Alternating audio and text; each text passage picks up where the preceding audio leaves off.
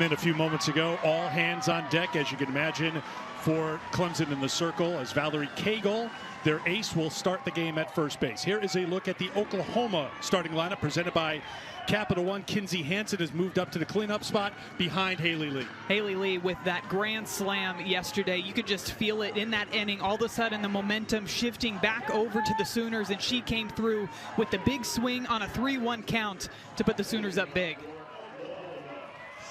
We are ready. Elimination game for Clemson.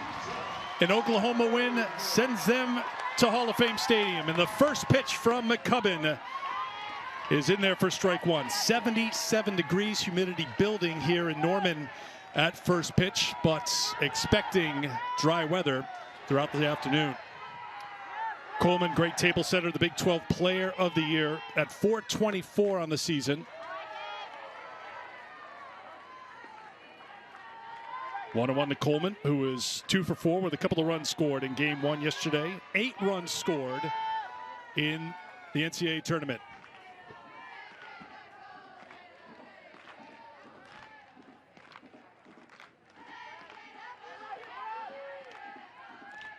The 1-1. Swung on and hit deep to center field. This is back, and this is gone, and that's how Oklahoma starts game 2.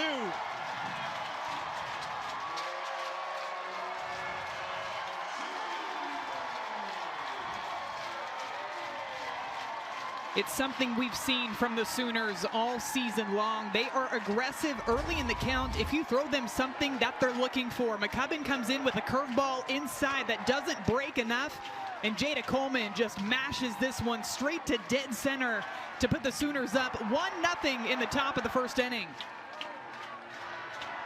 16th home run of the season. She is a table setter. She is a table clearer. She can do it all. And you know how good she's been in the postseason. 5 home runs, 15 runs batted in last year's Women's College World Series. May and June is the time for Jada Coleman to shine, and there's the curtain call.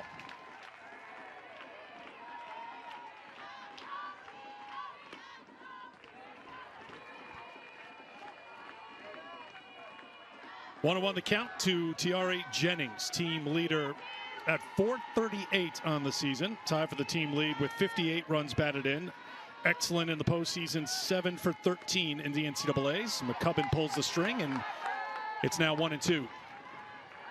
Yeah, I think if you're McCubbin here, you just got to continue to mix the speeds and mix locations. You cannot let Oklahoma get too comfortable up at the plate, because we've already seen the damage that they can do when they get a swing off on a pitch that they're looking for. Well, McCubbin pitched yesterday through 1 inning, didn't give up a hit or a run or a walk, struck out 1 for the Tigers. That is line just wide of third. There's Valerie Cagle. Now, take me through perhaps the thought process for John Rittman here. He did tell us before the game, all hands on deck, everyone expect them to pitch, but no start for Valerie Cagle here, their ace. You know, I was a bit surprised about that, because I thought that we would see Valerie Cagle back into the circle just because of how tight that game was really through the first 4 innings of the ball game. This one is lifted deep to right field. It is carrying, and it is out of here. Jennings, Coleman, back-to-back. 2-0 Sooners.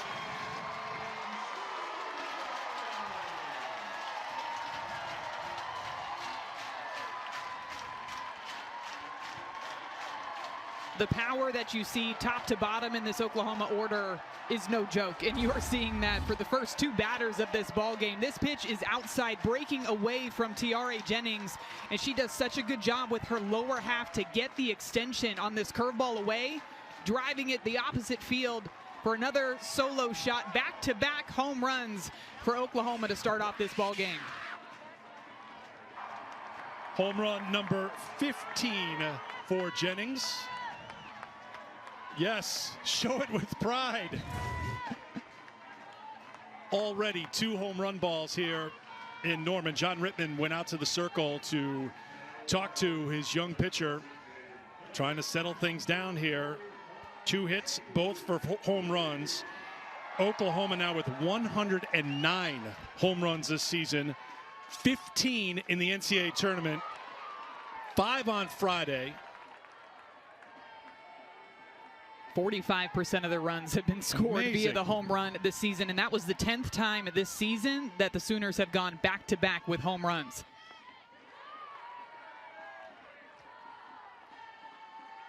And now, who steps to the plate but someone who had a tape measure shot yesterday for Oklahoma. Haley Lee, 5 runs batted in yesterday, 7 for 10 in the postseason.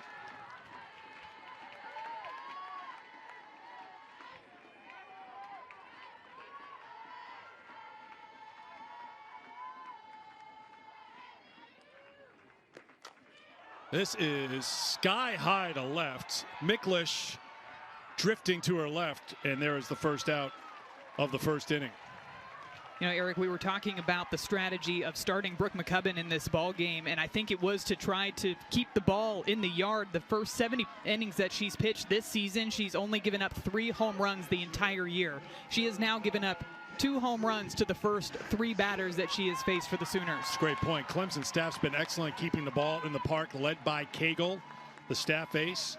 But with those 2 home runs, Clemson is now giving up 20 home runs on the season, which isn't a high number, but they're playing Oklahoma, who's gone deep time and again here in this regional. 5 homers in this super for the Sooners. And here's Kinsey Hansen, senior catcher, with 11 home runs on the season. Bats with the bases empty and 1 down here in the first.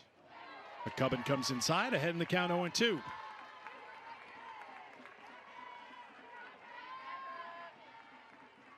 So important here for McCubbin and Clemson just to keep it where it is right now.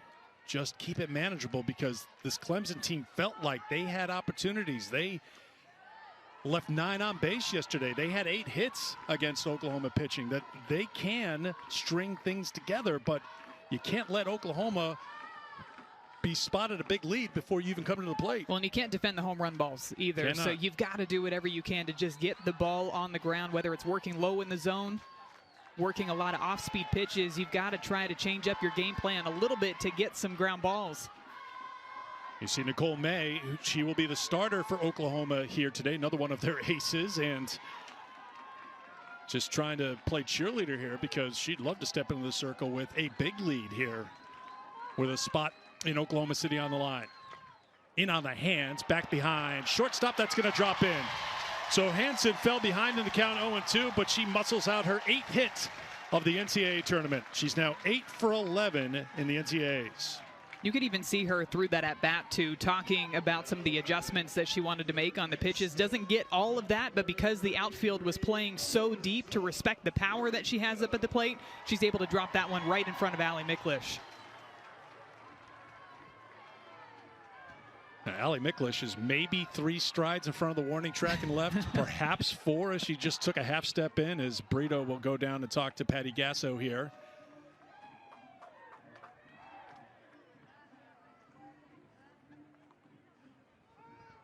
Got to make sure they're on the same page here.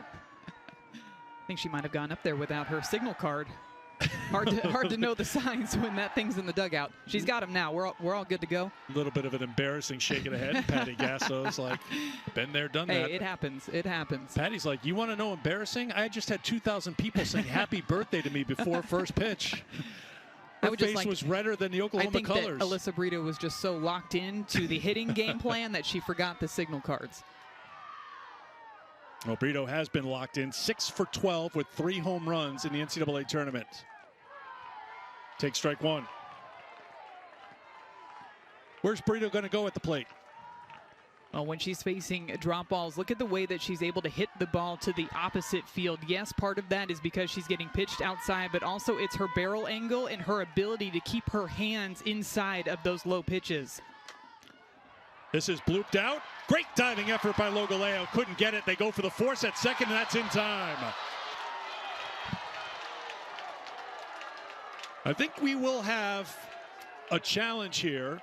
I think Patty Gasso's looking for a little feedback from Kinsey Hansen at second base. Should I use one of my 2 challenges here for video review? And the answer is we will not. Hansen with some honest feedback to her head coach, and 2 down. Take another look at it here. A great effort by Aaliyah Logaleo over at shortstop, having to run a long way for this one. It ricochets off her glove, but look at how Reedy Davenport was there to pick up that ball after it hits off of the glove. Hansen trying to read that one. Ooh. I think she might have sold herself a bit short on that one. That was really close over at second base.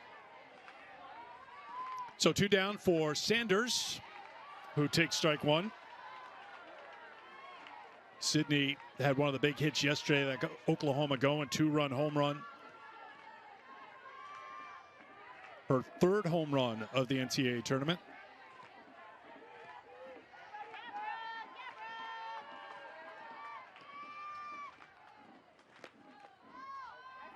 That 2-run shot came in the 4th inning against Valerie Cagle yesterday, gave Oklahoma a 4-0 lead, but then in the top half of the 5th inning is when Clemson scored a couple of runs, as Maddie took you through just a few moments ago with the Jacobson 2-run double. So it was a 4-2 game in the bottom of the 5th, but then the Sooners went to work, and they are still working here in the 1st inning. Sanders, 1 hop off the wall.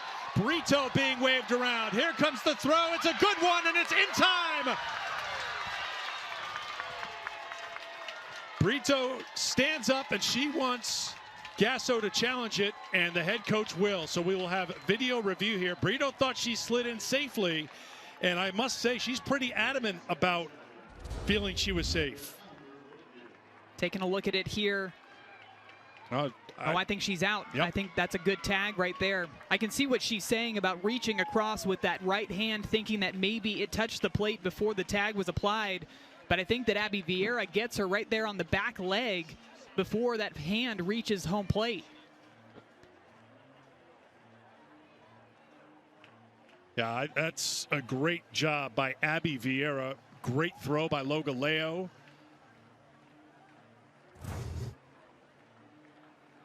So they will use the challenge.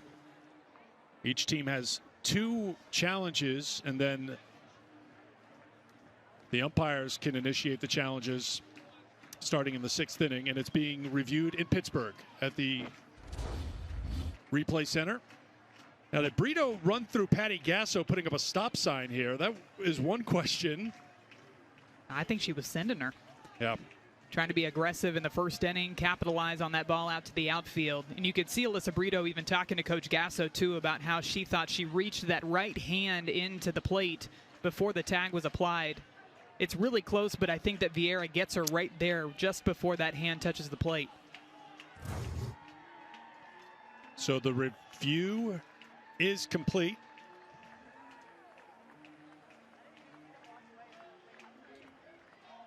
And the call is upheld. Brito. And she's got a very effective off speed that she will throw in any count. Opponents hitting 152 against May. And here is the Clemson starting lineup presented by Capital One with Clark, McLish, Cagle at the top of the lineup. And Jacobson was the run producer yesterday. Well, we talked about it was going to come down to the timely piece of hitting with runners in scoring position. And yesterday for Clemson, it was Caroline Jacobson. Line shot by Clark into foul ground for strike 1. Clark was 0 for 3 yesterday, was hit by a pitch. 4th time she's been hit by a pitch in the NCAA tournament. Tries to get on base anyway, anyhow. Down on the count 0-2.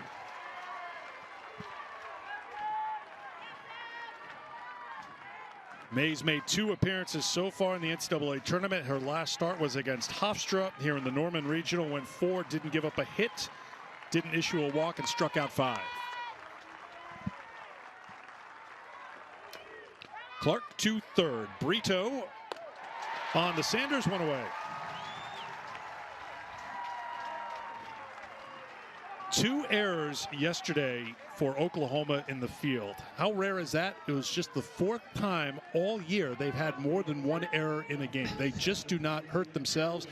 Patty Gasso talked about it not being Oklahoma softball yesterday because even plays that were scored hits they usually make, and they weren't making them yesterday. And that's when we talk about Clemson having opportunities against this Oklahoma team, because the Sooners were close to perfect, but by their high standards. They were far from perfect yesterday. And as you mentioned, it doesn't happen very often. So then when it does happen, you need to be able to capitalize. And Caroline Jacobson came through with that timely piece of hitting. But as we've mentioned, there were several other opportunities throughout that ball game for Clemson to get runs up on the board.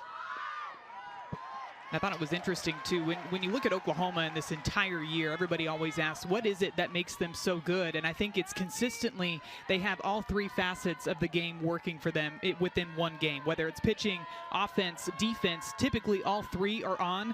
But yesterday, the defense might not have been up to par, but the pitching and the offense was outstanding. McLish to second. Jennings to first. 2 down. Their fielding percentage, Maddie, yesterday fell like a rock. It went down 1/1000th of a point to 988 from 989, which is #1 in the country. It's a light rock. That's not. It is. It is not the only number that is tops in the country. Yeah, they lead just in so many statistical categories, offensively, defensively, pitching, that ERA leading the country as well. And we're seeing an example of that pitching staff right here with Nicole May getting the start in this big game.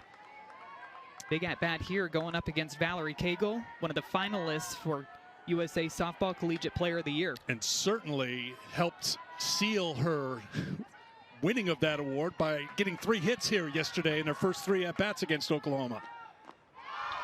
1-1. Yeah, we even talked to Valerie Cagle before the Super Regional, just talking to her about where pitchers like to throw her. And yesterday we saw Jordy Ball really attack the outside part of the plate against Cagle, and she was able to capitalize for those 3 hits. Working her down here, and talking to Valerie, it sounds like that's where she wants to be pitched to. She loves that outside pitch, but she's getting nothing of that right now from May. Well, I think she's got a very powerful swing to the pull side, too. We've seen her throughout her career hit some monster shots over the right field wall, but the extension on the outside part of the plate, as we see Jordy Ball in that Sooner dugout cheering on Nicole May, who gets the strikeout. That's hard to do as Cagle is retired. 1-2-3 inning for Nicole May. Career home run leader, of course. And the alums checking in left field here, as they normally do here in Norman. Speaking of the home run queen, there's Jocelyn Allo herself out there, Kaylani Ricketts.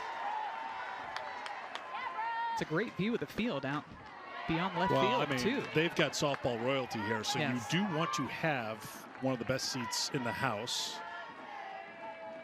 They've worked for that. They've earned it. They should get it as Jocelyn Erickson steps in to lead things off here in the second for the Sooners. I feel like you got to have your head on a swivel out there, though, the way that the balls are leaving the yard today. So Erickson gets the start today. Came in as a pinch hitter yesterday. Was 0 for 1 at the plate. 2 for 7 in the tournament. And the 1-1 from McCubbin. 1-2.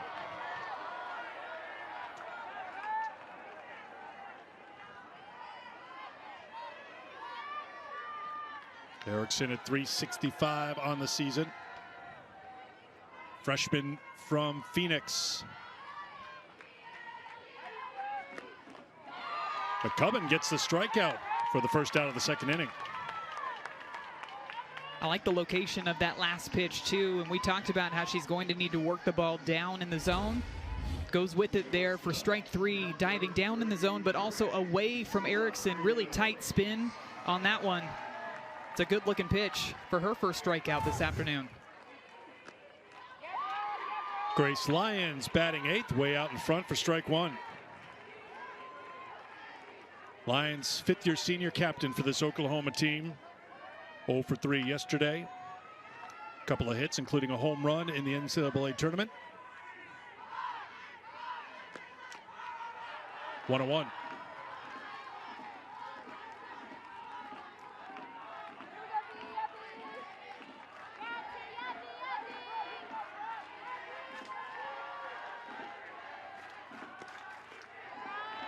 2-1 to Lions with one down here in the second. Back-to-back home runs in the first for Oklahoma. Again, in game 2 of the Super Regional, the host team, the visiting team. So the Sooners batting here in the top half of inning 2.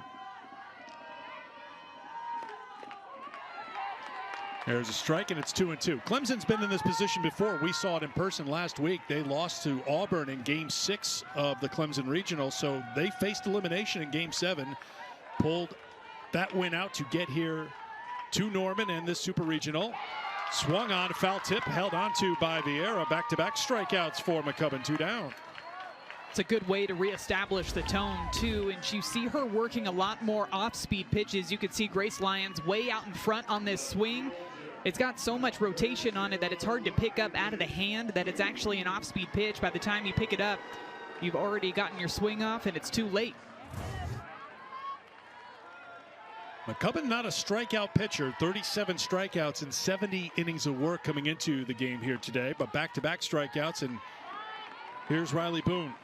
We can talk all we want about the home runs, 3 yesterday and now 109 on the season, but it was probably, what would you say, a 35-foot hit that started Oklahoma in that 5th inning yesterday, and it was that bunt by Riley Boone. And I think it only rolled the 35 feet because Valerie Cagle was hoping that it was going to roll foul, so she let it roll down that first baseline. But it was amazing just how quickly that game completely shifted.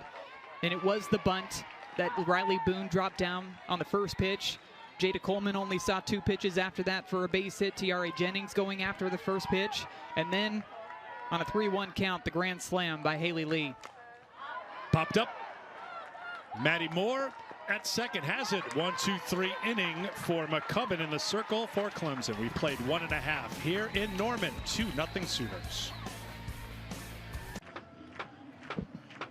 John Rittman, who has built this Clemson program from scratch, now in his 4th season, 2nd straight Super Regional appearance. They were in Stillwater last year. They're in Norman this year, and it's a special meeting this year because John's wife, Lori, is in the building. She wasn't able to be here yesterday because she was at a wedding for their niece in San Francisco. She took the red eye to be here, and she knew how to get here because Lori Rittman Fawcett is an alum of Oklahoma. Yes, Oklahoma pitcher from 1986 to 1989.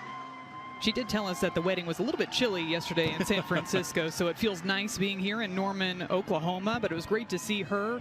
I've known the Fawcett family for a very long time. I actually played travel ball for Lori's dad and Lori's brother, Dean and Gary Fawcett, in my years growing up in California. And you can tell by the colors, but we are professionals. We had to ask, any risk of divided loyalties here? And John told us absolutely not. He told us she was going to be showing up in everything Clemson, so that's exactly what we're seeing. Caroline Jacobson leading off here in the 2nd inning for the Tigers. Against Nicole May, who had a 1-2-3 first inning. 2-0 the count to Jacobson. Jacobson's been an excellent run producer, batting behind Cagle in this Clemson order. 6 hits in the NCAA tournament, 9 runs batted in, including those 2 runs batted in yesterday. 2-1.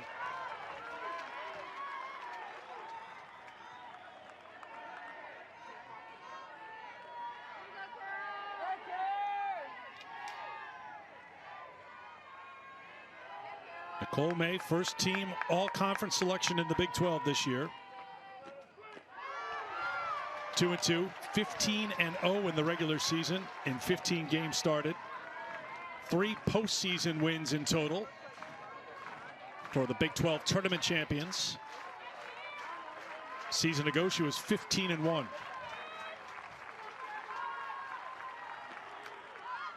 That's out of play. We'll do the 2-2 again. Nicole seems to get some starts in some really big games for Oklahoma this year. Got the start in that Big 12 championship game against Texas just a few weeks ago.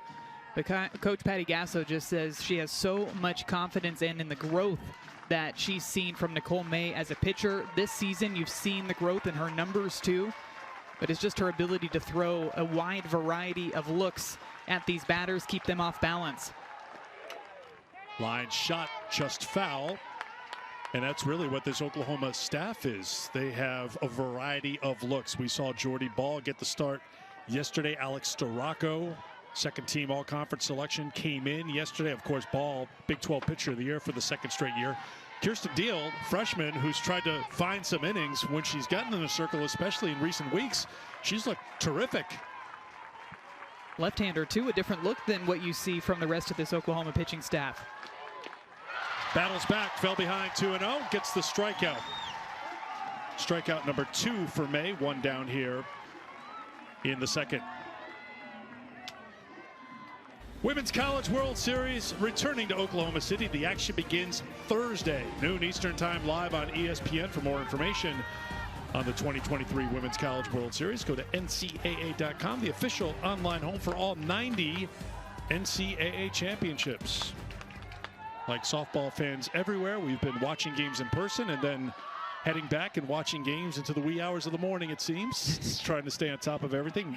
I can't turn it off. I can't turn it off. I got to keep it on. Maddie will be in the studio during our coverage here on ESPN. So many good games, too. All the glow sticks out in Salt Lake City at Utah, too. That was quite the scene. But it felt like I needed some. Yeah, San Diego State getting their first ever win in the Supers. There's a strike to Logoleo. Batting with one out here. We had some concerns how she would be feeling, so we asked John Rittman after she was hit by a pitch right on the kneecap, it looked like yesterday. John shook his head. Oh, no, she's too tough to keep her out of the lineup. No shot. It definitely looked like it did not feel good, but good to see Logoleo back out here. It just got her right on the inside of that right knee, it looked like. Jordy Ball drop ball that just slipped out of her hand, got inside a bit too much, and hits her straight on the knee. Not quite as enthusiastic running down the baseline as Mackenzie Clark was when she got hit by a pitch yesterday. Mackenzie Clark just seems to like being hit by a pitch. That's fouled off by Logoleo. Do the 1-2 again.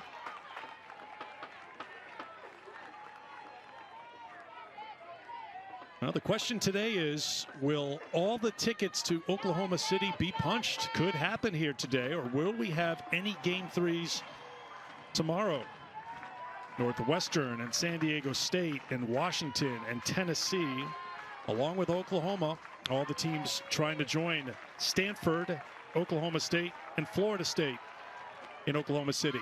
That's out of place. Stanford winning today, breakfast with the Cardinal and with the Blue Devils, 9 a.m. Eastern Time because of weather, 6 o'clock Pacific Time, no problem. Stanford gets the win, their first Women's College World Series trip since 2004 when they were playing for a head coach by the name of John Rittman.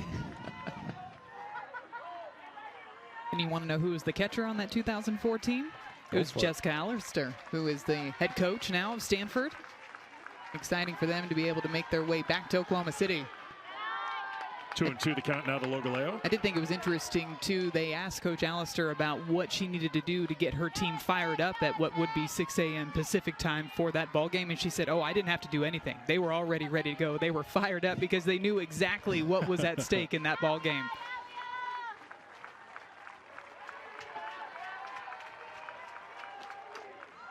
That is lofted out of play again by Logoleo, who's battling here with May with one down in the second inning.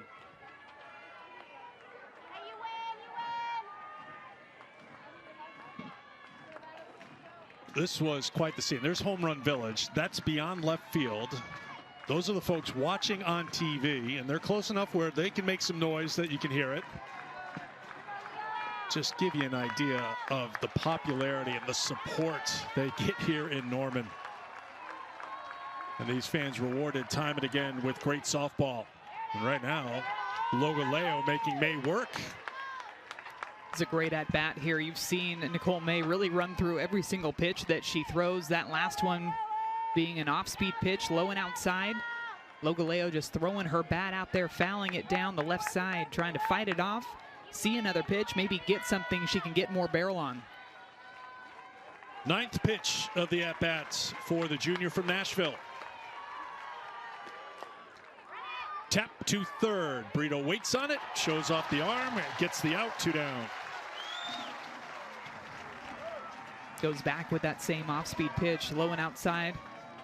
Logoleo trying to fight it off again, but he gets too much of it, hits it out into fair territory, and a ground ball out over there to Alyssa Brito.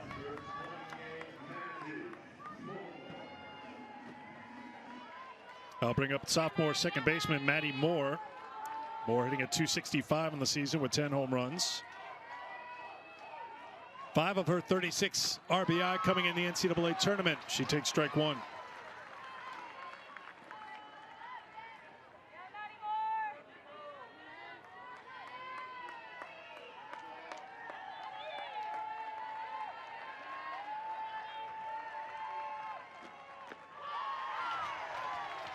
Strike two.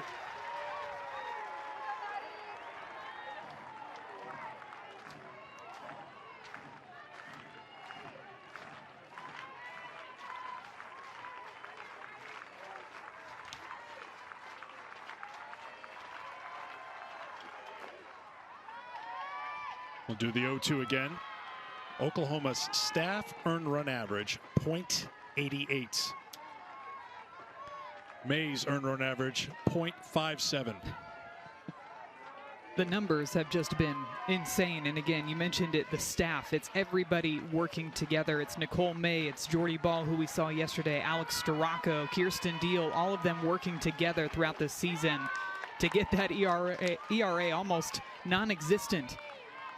And they all throw different pitches too, which I think is another reason why it's so difficult for opponents to prepare to play Oklahoma, because you've got Nicole May that has a wide variety of pitches. You've got Alex Storako that throws the ball up in the zone, Jordy Ball down in the zone, Kirsten Deal a lefty. Everybody's a little different.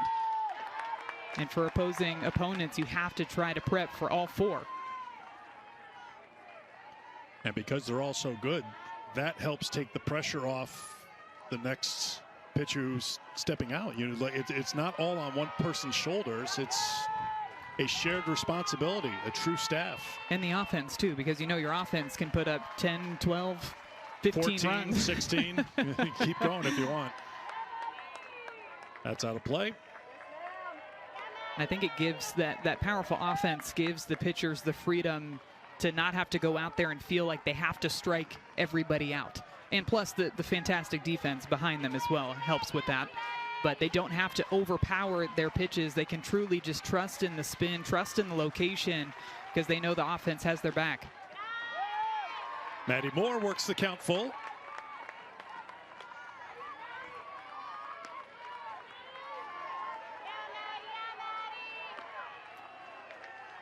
Clemson fans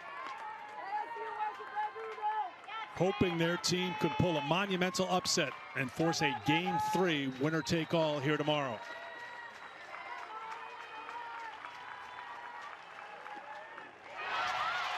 May gets the strikeout. That's her third, the throw to first to finish it off, and that retires the side.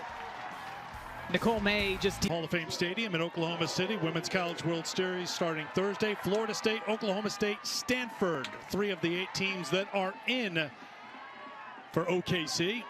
Will Oklahoma join them? A win today would put the Sooners back in the Women's College World Series and give them their 48th consecutive win, currently tied with Arizona for the NCAA record with 47 straight wins, as Jada Coleman leads things off here in the 3rd inning for the Sooners.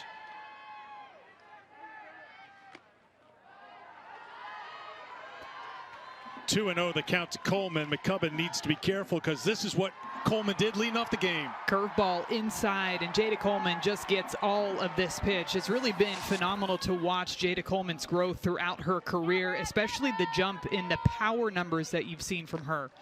And it's pretty interesting too, Coach Patty Gasso told us that she was recruited as a slapper, but she's had such dedication in the weight room to get those power numbers up there.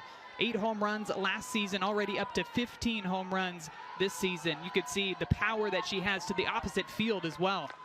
Not easy to do, but you've got to use your lower half, get good extension. And she's one of the best bad ball hitters that we see across the country. She's able to pick up pitches that are practically rolling on the ground and still manage to hit them out of the park. The 3-1. Called a strike. It's 3-2.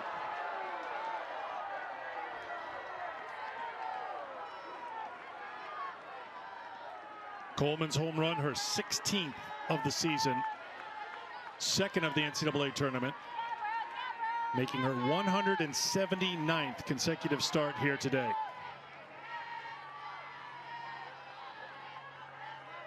Three-two from McCubbin.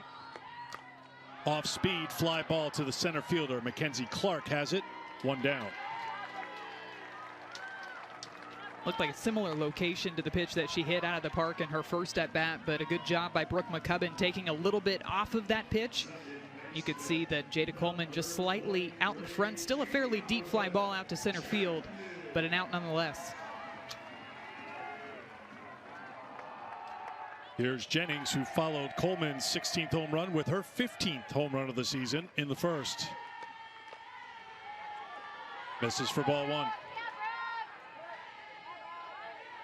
Seen a lot more off-speed pitches after those back-to-back home runs to start the ball game. Might start to see Oklahoma looking to hit that changeup early in the count. 2-0.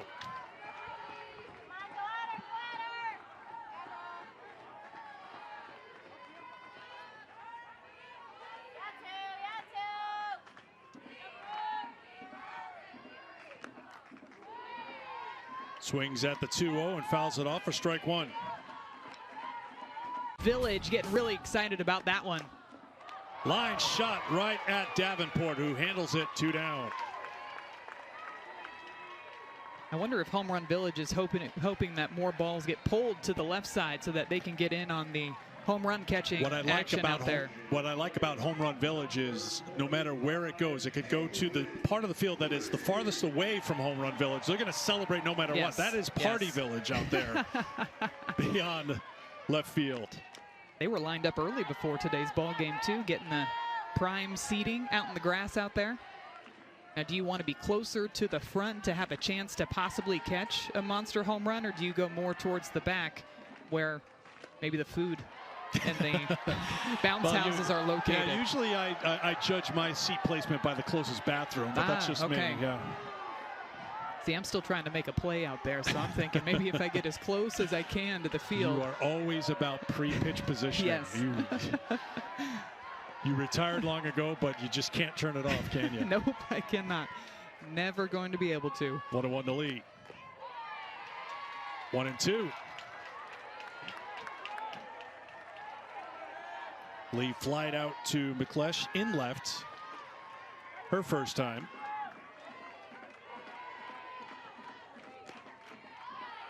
Two and two. McCubbin hoping to make it back-to-back 1-2-3 innings.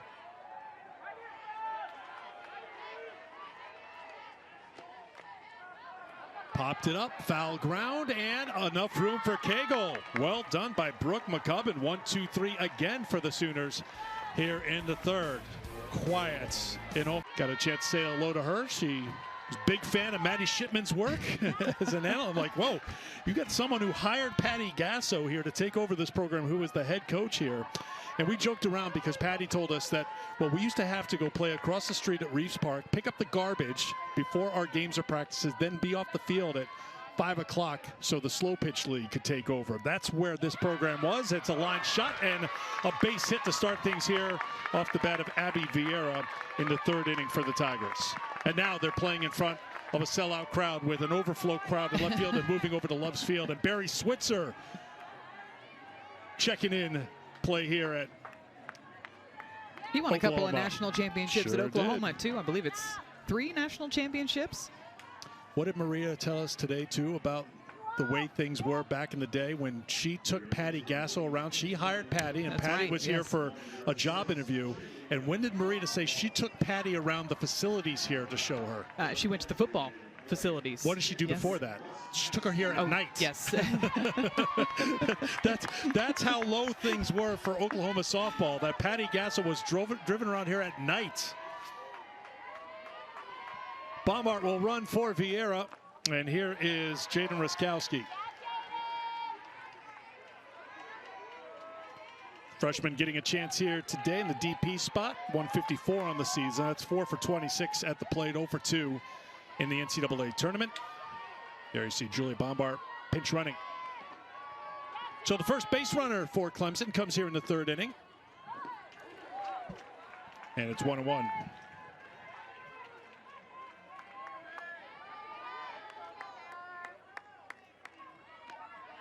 Oh, we just saw Coach Switzer in Oklahoma football checking in with their friends in the softball program. and going back in time to show what's happened here before, but in football for Oklahoma. Big rip by Ruskowski, who's down the count 1-2. Sooners like that number 47, don't they? I think they'll like 48 even better. Yes.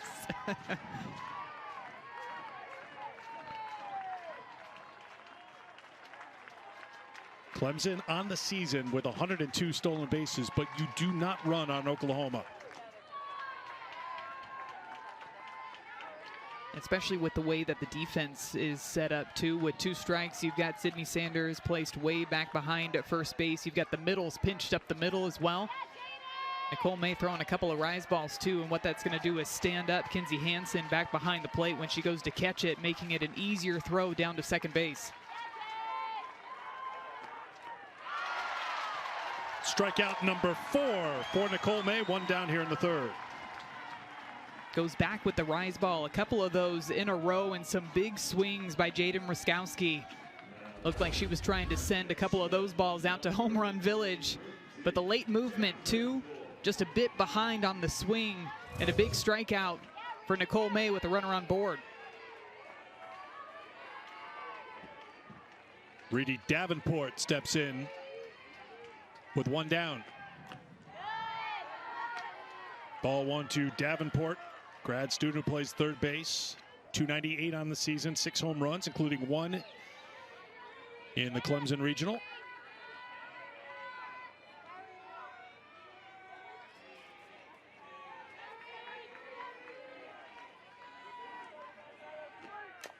Line shot, base hit, second of the inning for the Tigers. They've got something going here in the third. 2 on, 1 out. And this is something that we saw from Clemson yesterday. They were able to stack up several hits against Oklahoma, just being able to come through with the hit with runners in scoring position. But so far in this inning, a nice swing there by Reedy Davenport, timing up an off-speed pitch, and that's going to flip the lineup over as well, bringing up Mackenzie Clark. Good swing, outside pitch, just past the diving glove of Alyssa Brito right there. So time is called here as Hansen will go talk to May and Clark will go talk to John Rittman. When we talked to Mackenzie Clark before this series about playing Oklahoma, it was one of those pinch me moments because this is a great moment for her. And she said, I would really know I'm here in this moment playing for Clemson against Oklahoma. When I look up on my dad, Brian, that's when it's going to hit me. And now here she is in a huge spot. There is Brian standing in the top row as his daughter will step in here in a big moment for her Tigers. Takes ball 1.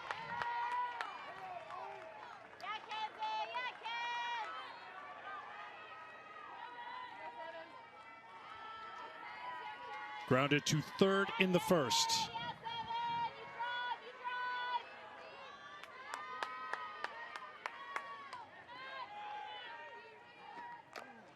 Line shot just past John Rittman at third, 1-1.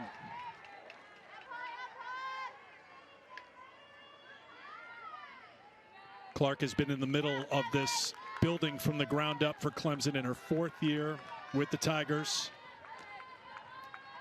Was joking this week about how John Rittman was recruiting her, just driving her around campus where they did not have a stadium or a field. Showing her a vision of what the stadium could look like. And she has been one of the key pieces to paint that picture. 1-2 the count. I think the funniest part about that story too was Coach John Rittman was still learning his way around campus, so Mackenzie Clark joked that he had to make a couple of 3-point turns to turn around to get to what would be McWhorter Stadium. Their first season was 2020. Here they are taking on Oklahoma in the Super Regionals. Clark just getting a piece.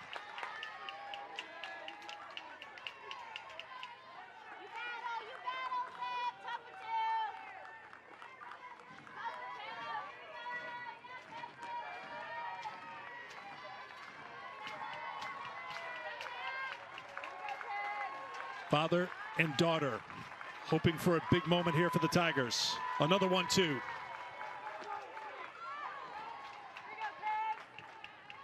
could see every pitch she's just trying to get a bit more on time.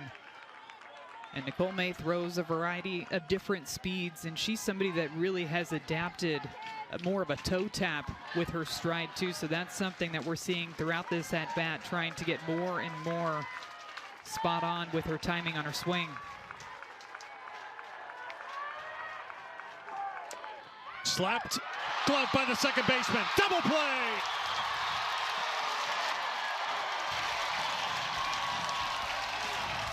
Jennings to Lyons to retire the. Presented by Capital One. It is a 2-0 game. Clemson hanging in there. Let's talk with their head coach, John Rittman. John, we just joked a moment ago when you put the headset on, game of inches. You must feel like you are just so close to breaking something open here against the #1 team.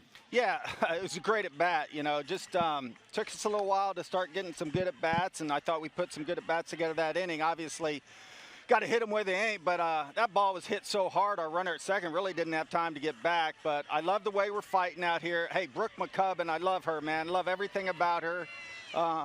She's just pitching her butt off right now, and hopefully she can keep us close so we can get some more opportunities here. Yeah, and speaking of Brooke McCubbin, I was going to ask you, what have you seen that's been different in the last 2 innings compared to the first inning for her?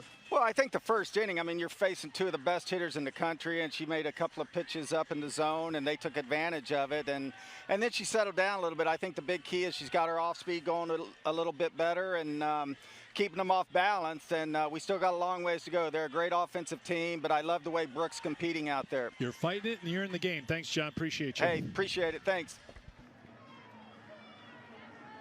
McCubbin has retired 6 in a row as she gets set to work to 4, 5, and 6 in the Oklahoma lineup here in the top half of the 4th inning. 2 runs in the first. Back-to-back home runs from Coleman and Jennings, the only scoring so far in this game. Oklahoma, a win, and they go on to the Women's College World Series in Oklahoma City. If Clemson wins, we will have a deciding Game 3 tomorrow here in Norman. Strike 1 to Hansen, who singled her last time. Hansen needs a moment here after she fouled it off herself. Really, when you go back to that first inning, I know there were the 2 home runs, Maddie, but for this team, and it starts with Vieira, who had that tag at the plate. Remember, Sanders had the double, and then Brito was thrown out the plate with Vieira making the tag.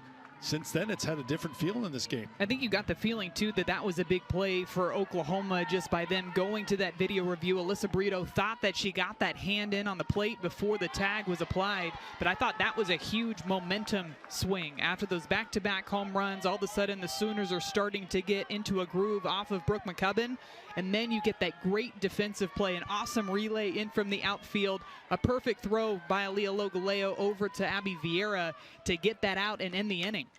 Line shot right at Davenport. We've seen that happen a couple of times now. Jennings lined it out to Davenport, and now it's Hansen, 1 down. A lot of line drives that we're seeing from both sides in this ball game, too. We just saw Mackenzie Clark hit the line drive to Tiare Jennings to end the previous inning, and then the line drive over to Reedy Davenport to start off this inning. Here's Brito with 1 down in the 4th. 7 in a row retired by McCubbin. Ball 1.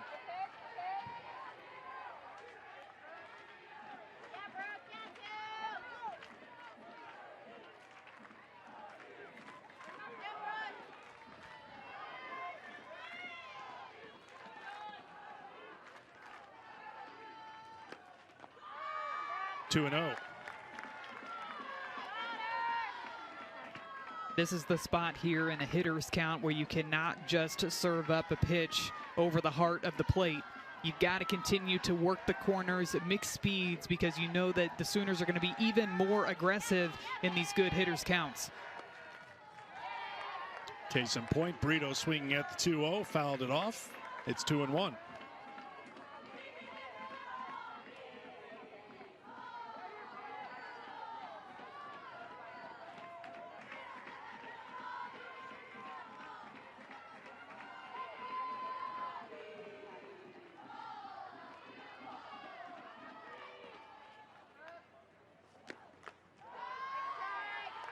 3-1. McCubbin made 18 appearances last season as a freshman, had 5 wins, 2 losses. Earned her an average of .232. 21 appearances this season with an ERA of 1. Swung on, hit well to center field. It is back. It is gone. Alyssa Brito has a homer. 3rd of the game for the Sooners. It's 3-0.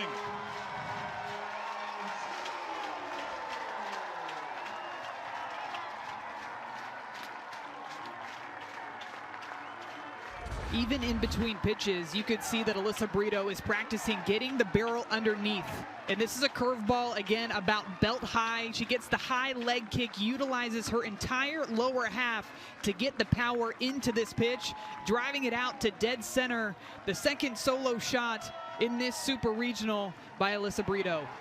And her 4th of the NCAA tournament. She is 7 for 14 at the plate, 4 home runs, 8 runs batted in.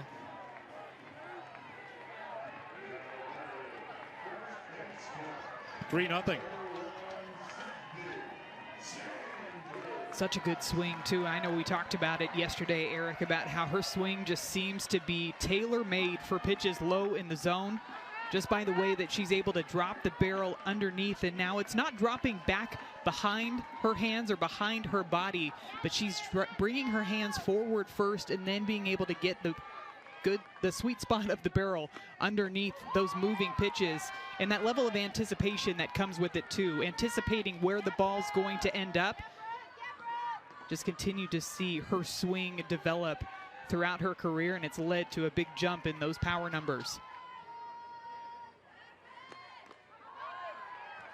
Talked to Patty Gasso a little bit about it before this tournament. It's kind of like a golf swing. She'd be a low handicap golfer probably if she isn't already, because that's how she can just deliver at the plate. Well, and how everything for the most part goes opposite field or right back up the middle. That's not something that's easy to do on pitches as a right-handed batter that are moving down in the zone or moving down and inside. But it's her ability to get the tip of that barrel basically pointed straight down to the dirt is what allows her to get so much power on those low pitches. 2-2 to Sydney Sanders.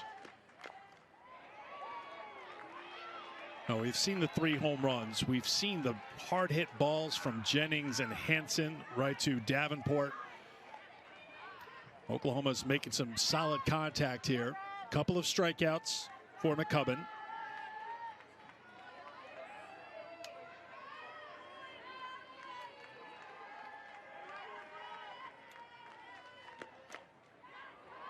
That's going to be out of play. I mean, it sounds kind of silly sometimes because Oklahoma's hit 3 home runs, bullpen empty, but you would think the next pitcher in for Clemson is playing first base right now. But for McCubbin, it's 3 solo home runs.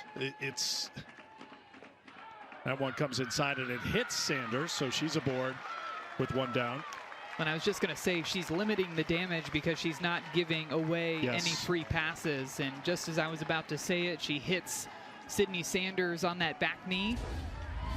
Let's take another look at it here.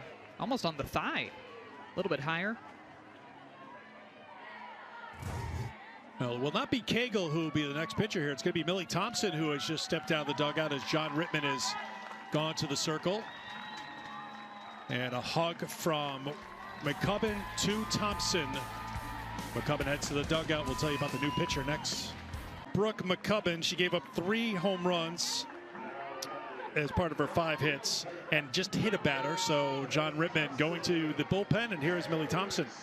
Going to see a different look from Millie Thompson. A lot of those lefty curveballs that she's going to throw to both sides of the plate. She'll spot them down in the zone as well. Going to bring it in the mid-60s, but it's the changeup that she will throw on any count that she's going to need to have command of early in this ball game.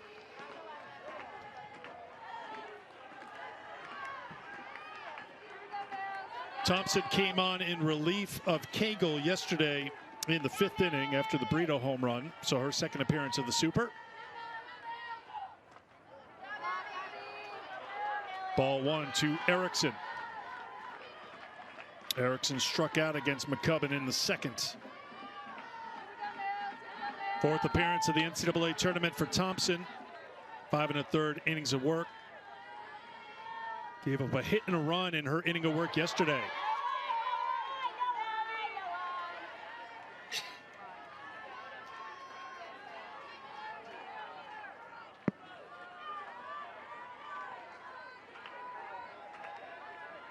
Yeah, 16 pitches yesterday for Thompson.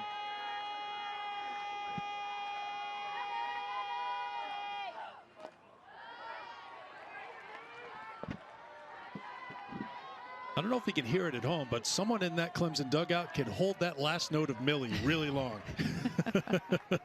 They can hold it a lot longer than we would be able to. She's got the right spot, though, right next to that microphone. 2-1. 3-1. This is the danger zone when you're facing an Oklahoma team. Yeah, these 3-1 counts, it just seems like Oklahoma is all over these hitter leverage counts, knowing that the pitcher is going to try to bring a strike. Ball 4, 2 on with 1 down here in the 4th for the Sooners. ESPN Sunday Night Baseball will be in Atlanta. The series finale between the Phillies and the Braves, who are in first place in the NL East. Coverage will start at 7 o'clock Eastern Time, 4 o'clock Pacific on ESPN, ESPN Deportes, and ESPN Radio. And Madison, in preparation for the Sunday night game, has been checking out stats. Well, that's what she does. I do like to look at the exit velocity, too. And the Atlanta Braves have a couple of batters that have had some of the hardest hit balls put in play this year. Ronald Acuna Jr. up there with one at 116.7 mile/hour exit velocity off of the bat. I'd imagine that we've seen some of the balls leave the yard that have some pretty high exit velocities off the bat here in Norman this weekend, too. I do think if I could make one request to the softball world, because there's a couple of parks that do it, Madison would love the tail of the tape, distance of home runs, and exit velocities. Yes, I would love to see it everywhere, every single park. That way we could analyze the exit velocity. Whatever the software is, she might bankroll it out of her own personal account because she loves it so much.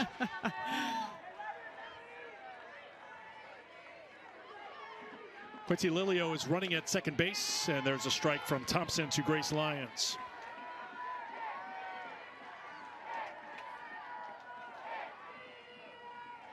Lyons struck out in the second, 0 for 4 in the Super.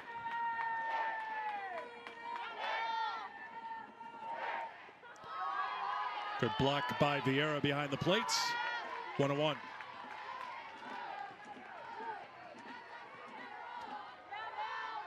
We will chat with Patty Gasso on her birthday coming up after this half inning.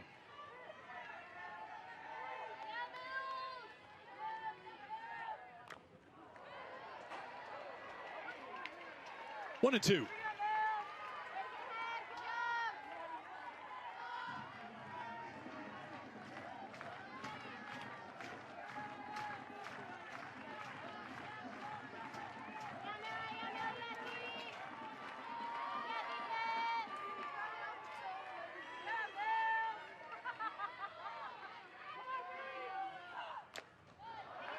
Two and two.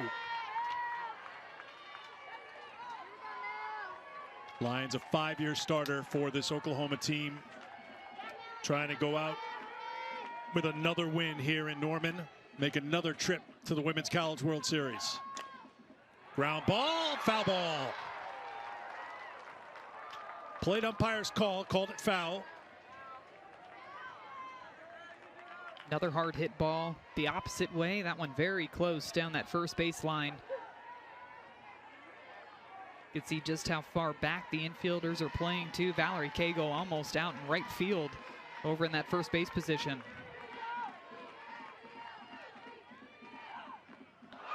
Lyons is hit by the pitch, and the bases are loaded for the Sooners with one down here in the top of the fourth.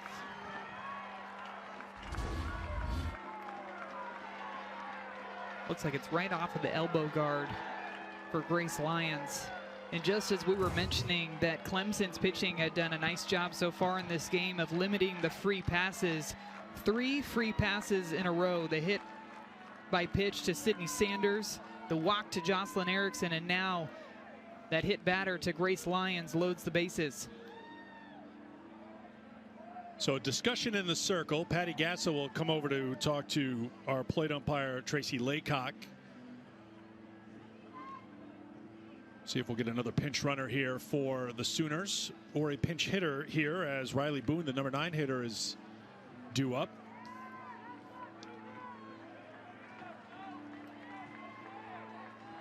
And we'll get a pinch hitter here to face the left-hander, Millie Thompson. Sophia Nugent will step in.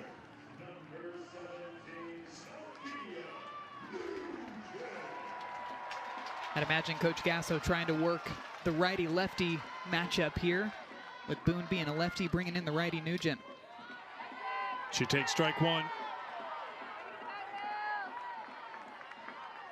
Sophomore 1 for 2 in the Norman Regional last weekend with a run scored.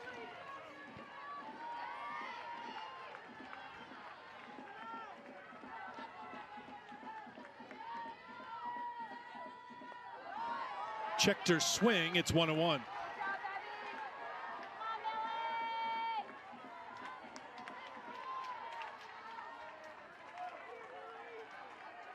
Nugent 17 for 60 at the plate this season, 7 home runs. 2-1.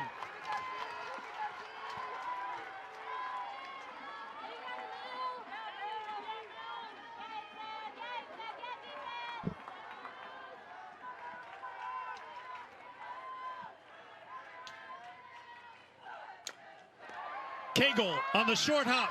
Tags the base. They need to get the tag at the plate. It's not in time. Lilio scores, and Oklahoma is on top 4-0.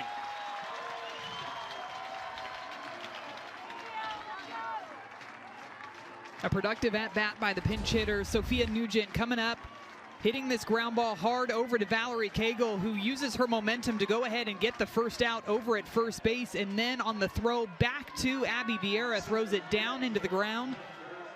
Good slide by Quincy Lilio to score on that ground ball over to first base.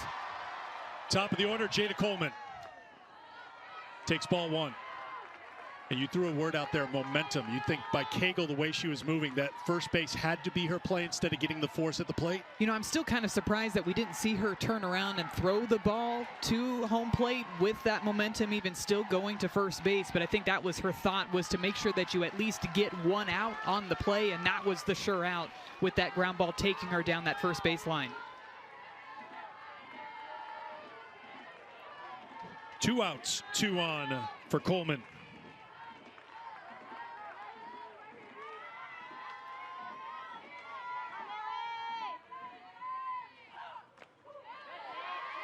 Called a strike. It's 2-1. Coleman had the leadoff home run in the first, flied out to center in the third.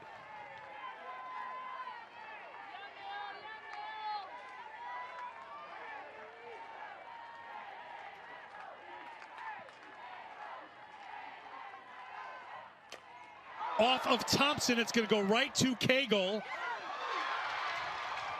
And out at first will be Coleman. Coleman's running to second because Cagle rolled the ball, but the first base umpire is calling Coleman out, who was trying to avoid Cagle. Thompson took a hard shot. Hope she's okay. Patty Gasso looking for an explanation, but that will retire the side. Yeah, it looked like our first base umpire called Jada Coleman out for being outside of the base path, trying to avoid that tag by Valerie Cagle.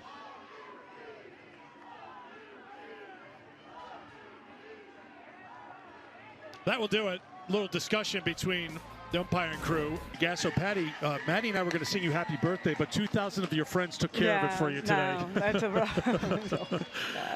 So tell me just about the mindset here today. I know you try not to get caught up in the emotion of it, perhaps being the last game here, and what's the just keeping your team in the moment. How challenging is that sometimes? It's not right now. I mean, they are grinding. They are focused. This is a rough game. They know what's at stake. We're not thinking about anything else. We'll deal with all of that when it's over. But that's one thing I think we've all learned is when you let emotions take over. It's very distracting, and right now we're in a good place, so we're just trying to stay locked in. And Coach, I want to ask you a little bit about the offense. 3 solo shots. What do you like of the swings that we've seen from Brito, Jennings, and Coleman that you want to see from the rest of your offense? Aggressive. I mean, we've got to pick a pitch here. I mean, there's different speeds coming at us, so we've got to figure out what we want and be sitting on it or be quick to it. But they've done a good job of hitting balls hard at third baseman, making good plays. I mean, we're having good contact and not needing to do much different, really. Thanks, Patty. We appreciate it so much. You guys. Patty Gasso, the head coach in her 29th season here in Norman.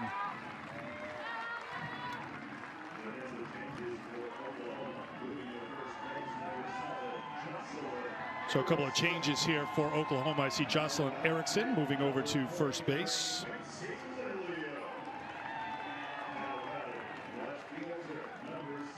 There's Erickson.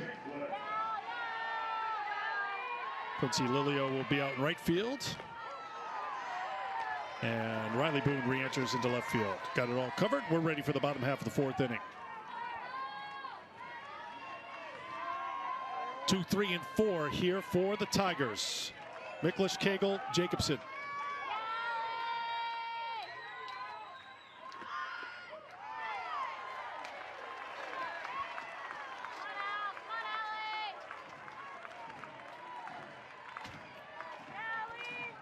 You know, Eric, I always like to joke that when you're the new defender out in the field, the ball's going to find you. So I'm wondering how quickly the ball's going to find Quincy Lilio out there in right field for the Sooners.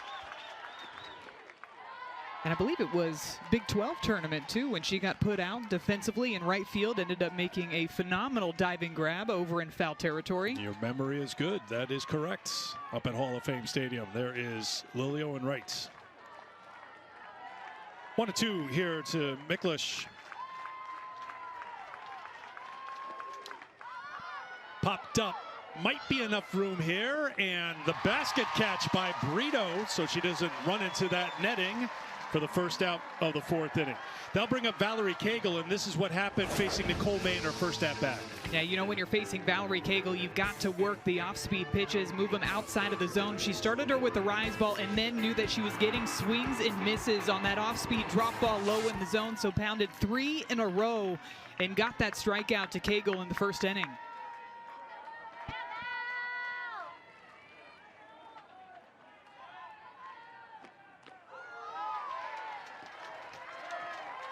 Starts off with strike 1. The ACC Player of the Year for a second time, leading the team in hitting, home runs, runs batted in. 3 for 4 yesterday, 0 for 1 today. And you wonder maybe if Valerie Cagle was coming up to this at-bat looking for that pitch down in the zone, because she watched that first one for a screwball go right over the outside part of the plate for a strike.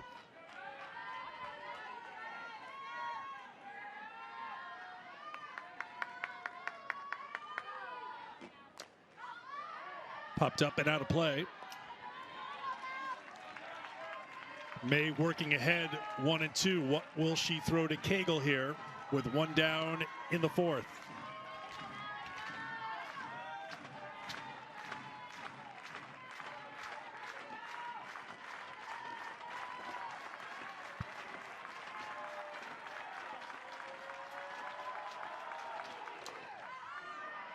Fly ball to center. Coleman, 2 down.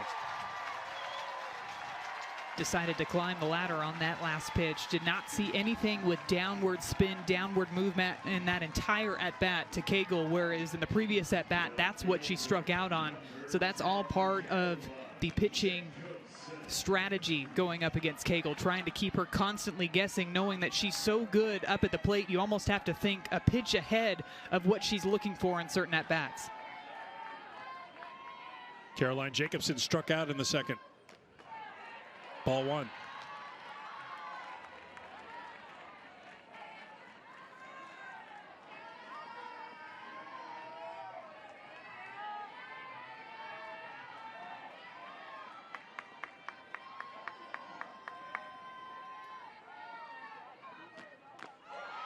1-1. Clemson had something going last inning. Leadoff single by Vieira. Ruskowski struck out, but then Davenport, the number 9 hitter, had a base hit. First and second with 1 out for Clark, who hit it on the button. But Jennings grabbed the liner, tossed to Lyons at second for the double play to end the inning. Shot is a fair ball down the line. Jacobson around first. It gets away from Boone in left field, but Jacobson will hold at second with a 2-out double.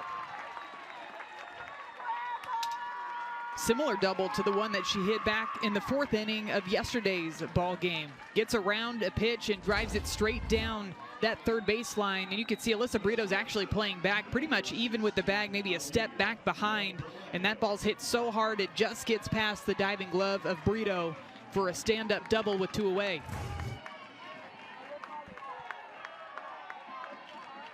Here's Logaleo, who grounded to third in the second. Strike 1.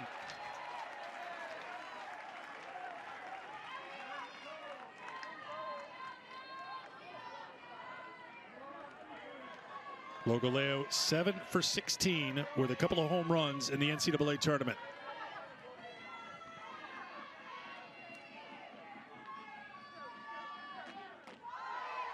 One and 1.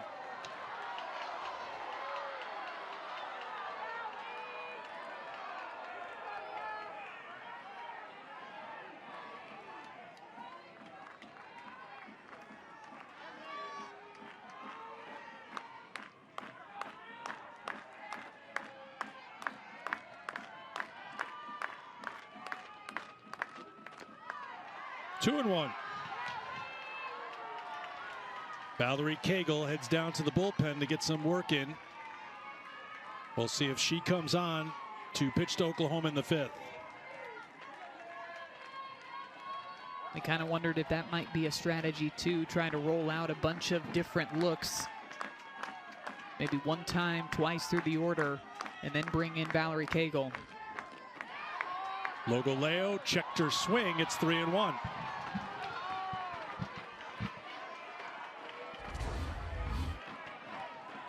Take a look at it here. I think that's a good hold. Good check.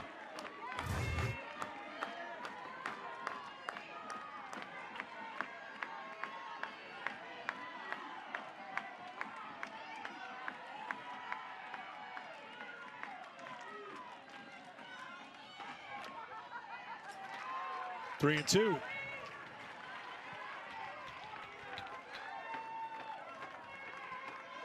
Logaleo's had a couple of really long at-bats against Nicole May. Remember, she was fouling off a bunch of different pitches in her first at-bat in the 2nd inning. Ended up hitting that ground ball to third base. And here she is in a 3-2 count after that foul ball.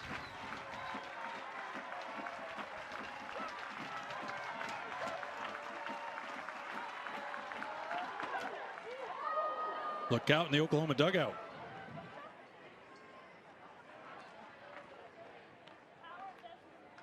Got the thumbs up, and it looks like she's okay.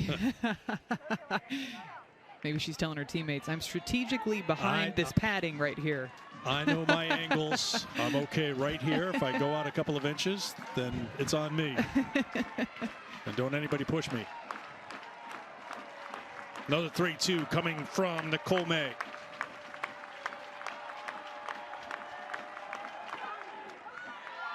Ball 4. Logaleo works a walk with 2 down. Another nice at-bat by Logaleo. Just seeing a lot of different pitches from Nicole, making her work a lot in the circle. Watches that pitch, just barely missing outside for ball 4. And again, Clemson with some people on board. Here's Maddie Moore, who struck out to end the second, her first time.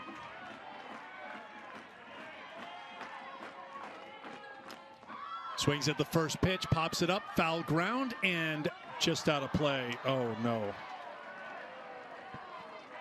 Speaking of multitasking, he almost had that one. He kept the right hand on the camera, too. We talked to Khalil before the game yesterday, and we said, we know everything's going to be in focus, but there's going to come a moment where you have a chance to make a play. And that moment has come and gone, Khalil.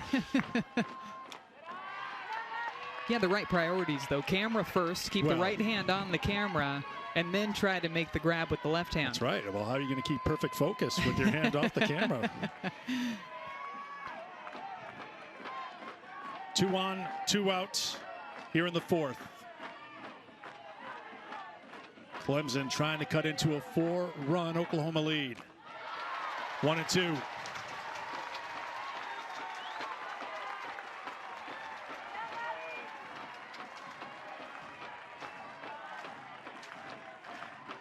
See if the crowd gets a little louder here, trying to help Nicole May get her team to the dugout here in the fourth.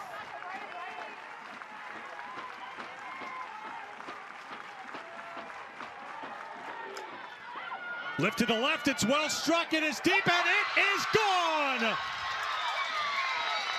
3-run home run, Maddie Moore. It's a 1-run game in Norman.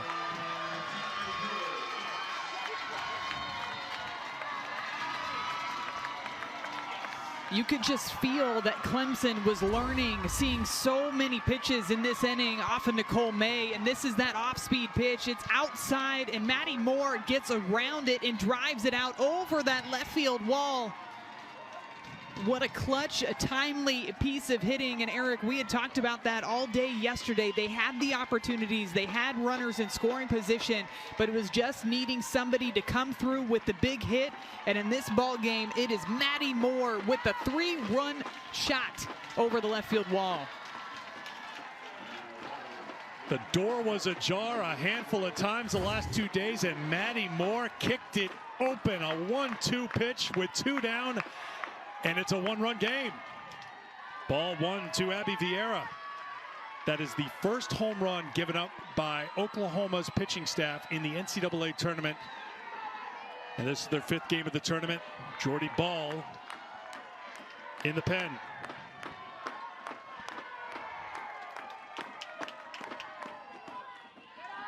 Two and 0.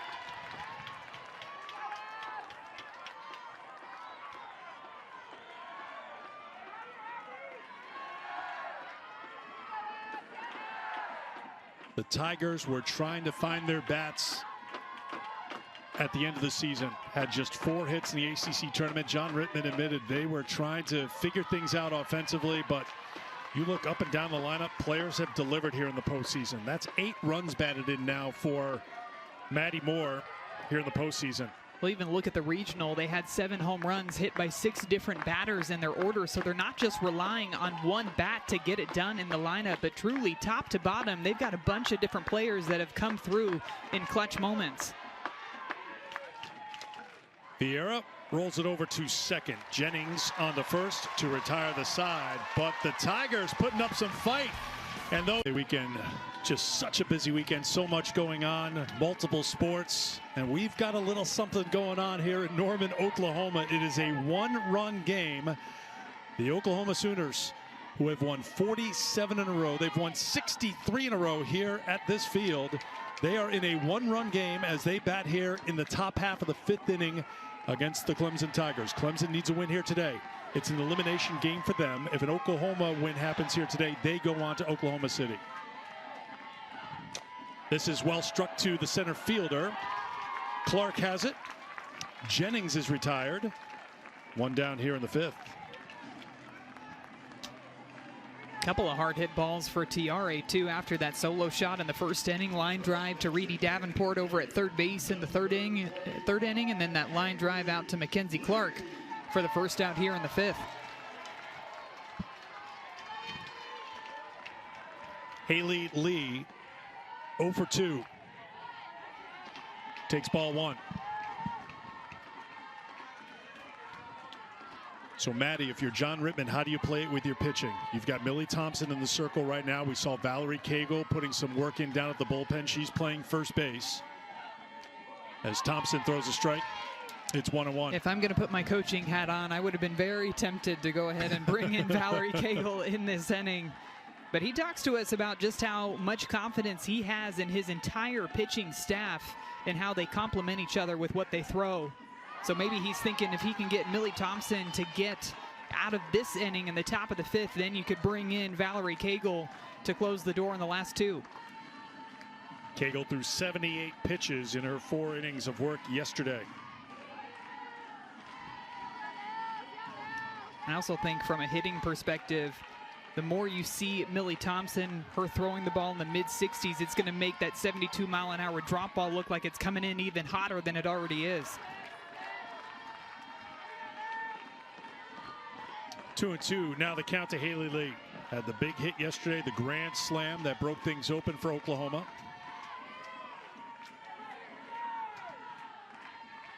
That was in the 5th inning. She bats here with 1 out in the 5th. 3-2.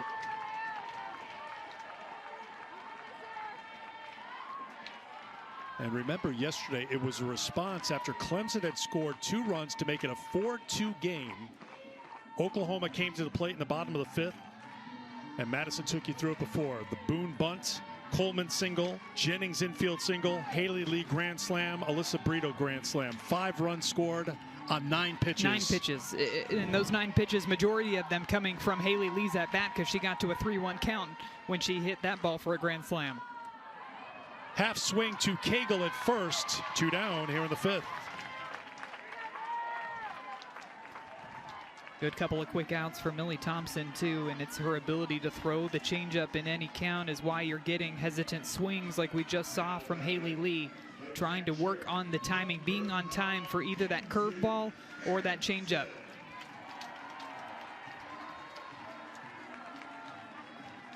Kinsey Hansel singled in the 1st, lined to 3rd in the 4th. 8 for 12 in the NCAA tournament. Ball 1.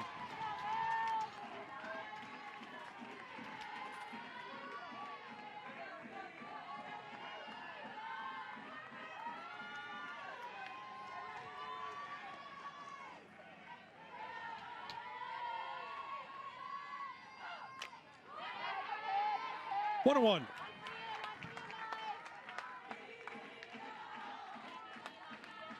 Thompson, the junior from Bedford, Virginia, 3rd team all-conference in the ACC for a 2nd consecutive year.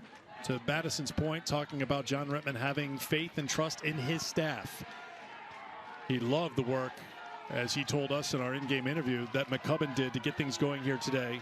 Thompson trying to bridge things to Cagle and hoping the offense could come through and go in front of Oklahoma and force a game 3.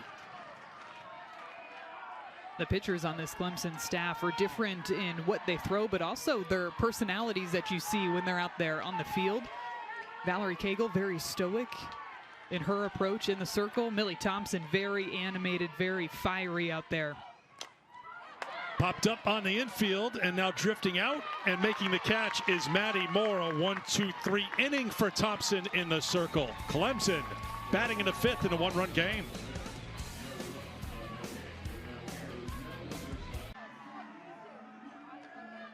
All right, Matt, thanks so much. Tennessee with that 5-2 win at Sherry Parker Lee Stadium in Game 1 on Friday. With a win, they'll make it to the Women's College World Series for the first time since 2015.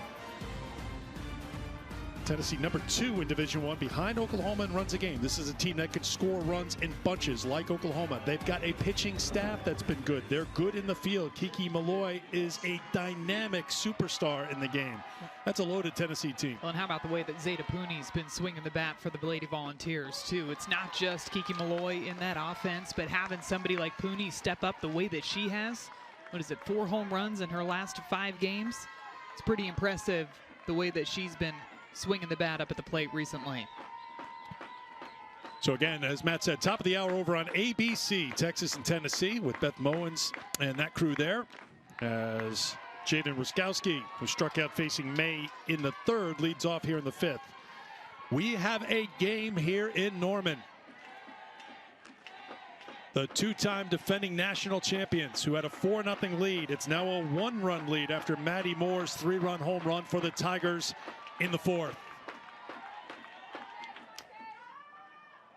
Left field, foul ground, long run for Boone, who can't get there. 1-2 to Ruskowski. Ruskowski, Davenport, and then top of the order for Clark here in the home half of the 5th.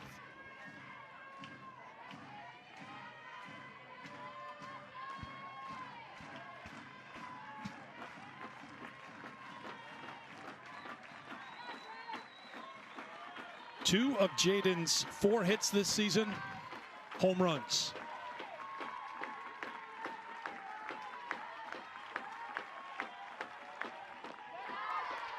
Two and 2. We talked about the big hit by Maddie Moore in that last inning to make this a 1-run ball game, but I really think it's the pitching staff that stands out to me for Clemson, and the job that they've done. Both Brooke McCubbin and Millie Thompson really have prevented the big inning, and after the momentum that you felt from the Sooners in that first inning, got the feeling it could get out of hand in a hurry. But because they were able to, for the most part, limit the free passes, limit the momentum that the Sooners love to build, I think that's why this game has continued to stay so close. And a big part of it, we talked about it in the first inning, that play at the plate where Logoleo threw to Vieira, and Vieira tagged out Brito to end the inning. That was a big moment right there on the Sanders double. Just 2 runs in that first inning, 2 more in the 4th for Oklahoma. They had that 4-0 lead. And here is a solid single up the middle by Ruskowski to lead things off for Clemson in the 5th. Clemson has had a lot of success getting really deep into these counts. You think back to Aaliyah Logoleo's, both of her at-bats, one that she ended up drawing the walk. And then there, Jaden Ruskowski seeing a bunch of pitches, fouling some off, finally gets a rise ball that she knows she can get solid barrel on and drives it back up the middle for a lead-off single in the bottom of the 5th. Ansley Houston will run for Ruskowski.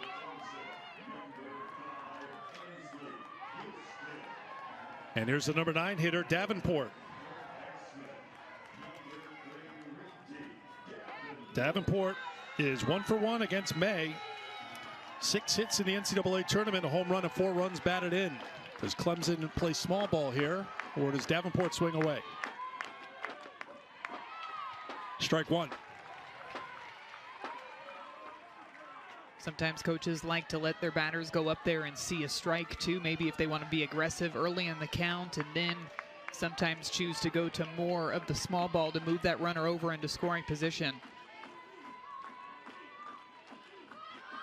Here's the bunt, third baseline. It's a good one. The sacrifice is successful. 1 down here in the 5th. Textbook fundamental softball right there. Sacrifice yourself in your at-bat. Just put that ball down into fair territory and advance that runner over to second base. Let the top of your order try to bring them in. It's a beautiful bunt laid down by Reedy Davenport down that third baseline. Took enough off of it, too, to where Alyssa Brito didn't have a chance to make the play over at second base. And now it looks like we might be seeing a pitching change for the 3 runs. She's responsible for Houston, who's the runner at second, as Mackenzie Clark will step in to face Alex Storako. Storako, coming over a transfer from Michigan to the Sooners this year, has that explosive rise ball that we see Mackenzie Clark goes after the very first pitch of this at-bat. Got really good late sharp movement up in the zone. You're going to see a heavy dose of pitches up in the zone to Mackenzie Clark. And now this is 2 days in a row that the Sooners have made the pitching change to bring in Alex Storako when it's Mackenzie Clark up at the plate.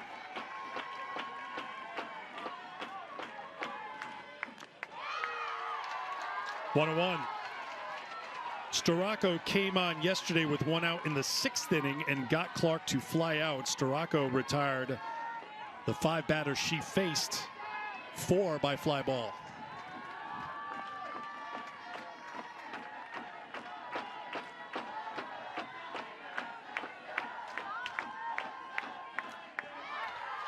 One and 2. And that swing right there is, again, I think another example of why we see Coach Gasso making the pitching change when she does, because Mackenzie Clark and I both share a love of rise balls up in the zone, and we saw her already hack at 2 of them up in the zone off Storako in this at-bat.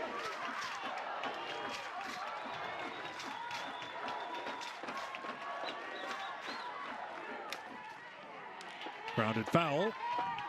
We'll do the 1-2 again.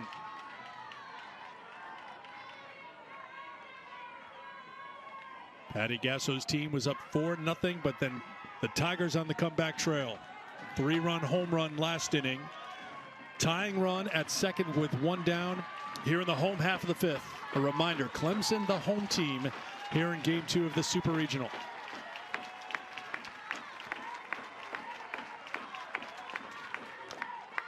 Fly ball deep to center. It is drifting back. It's at the track. It's at the wall. It is gone.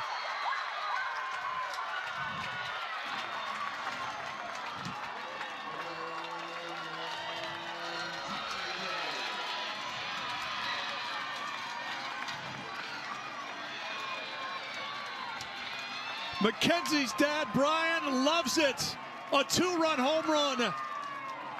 A 1-run Tiger lead in the 5th. What a swing with 2 strikes, too. This is a low rise. She had hacked at pitches up in the zone earlier in this at-bat. She gets one about belt high, and she can't believe it. That ball just carried and carried and carried over the center field wall. What a big-time at-bat and a clutch swing by Mackenzie Clark in that leadoff spot, knowing they had just made the pitching change. She flew out to center field off of Storako yesterday, gets a bit more of this one, and drives that one out for a 2-run shot to give the Tigers the lead. And now Allie McLeish is hit by a pitch, so she's aboard with 1 down here in the 5th.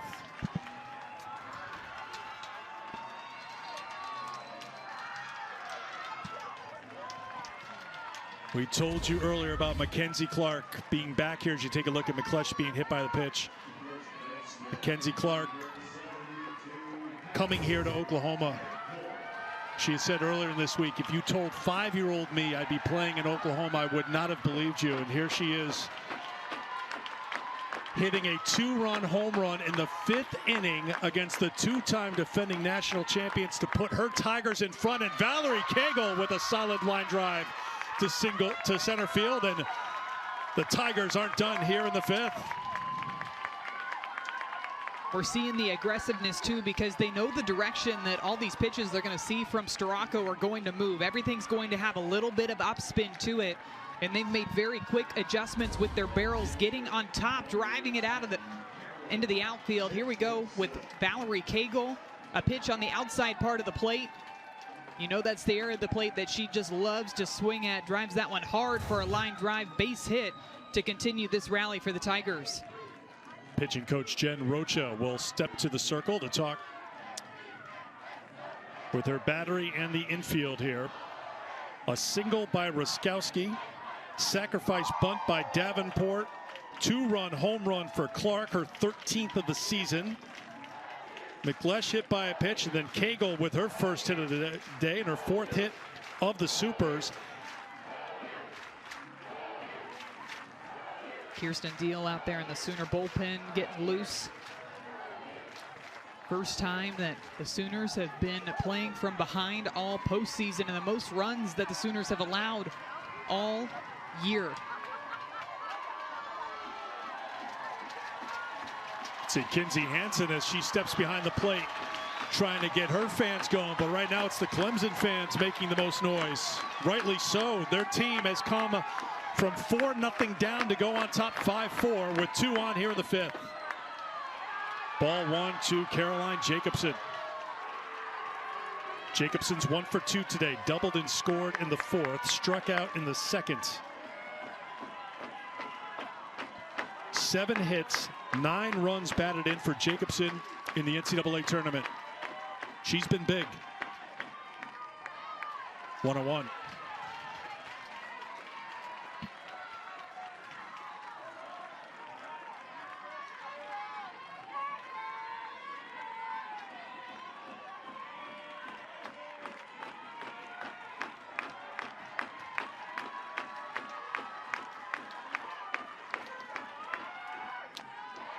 Two and one.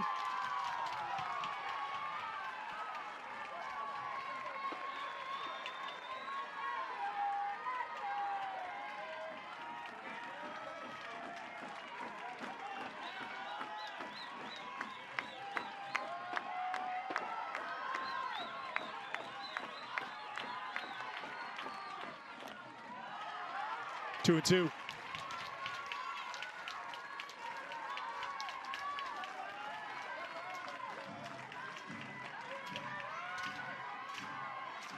Jacobson, one of 3 key grad transfers for the Tigers, with McLeish and Davenport, have fit right into this program. and led them here to a second consecutive supers. That's foul.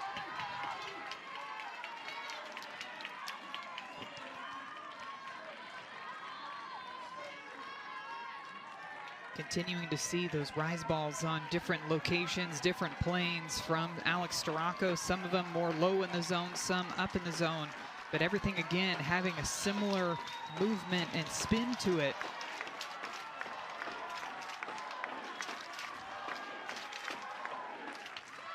Out of play. You just get the feeling, too, that the Tigers are just wanting to be aggressive. Even if they have long at-bats, even if they're fouling off a bunch of pitches, they want to make Alex Storako work out there, force her to make a mistake in the circle, because then they're able to capitalize on those rise balls, maybe left a little bit lower into that strike zone. There's that off speed, too. I'm surprised that we didn't see that pitch earlier with the way that the Tigers have been so aggressive on the rise.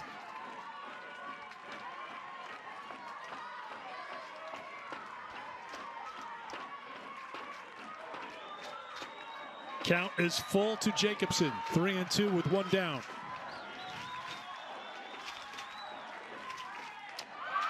Bases loaded for the Tigers.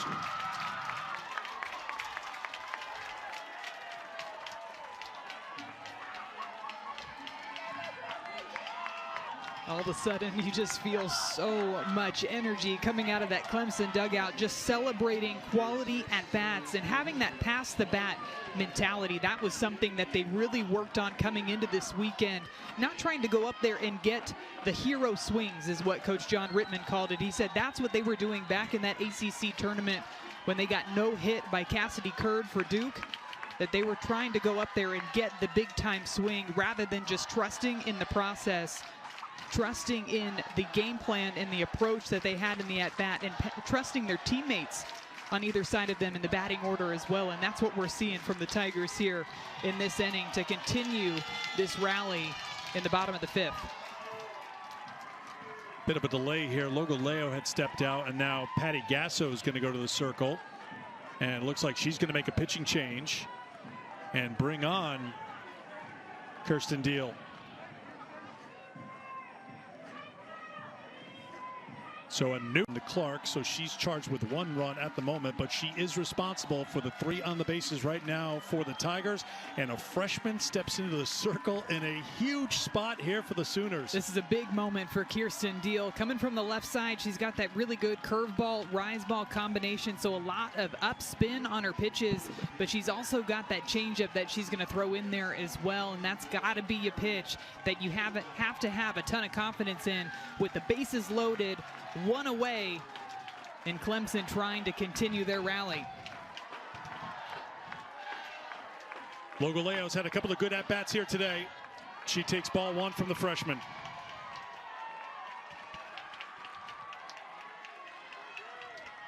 Logoleo grounded to third in the second, walked and scored on the Moore 3-run home run in the fourth.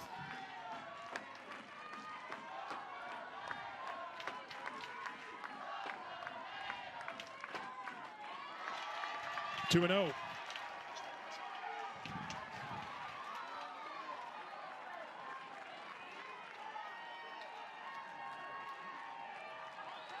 Ariel Oda running for Valerie Cagle at second. McLesh at third. Jacobson at first with the freshman Deal facing Logoleo. One down here in the fifth. Taken all the way here, 3-0, Eric. Not taking that bat off of my shoulder until Kirsten Deal can show me she can throw at least 1, maybe even 2 strikes in there.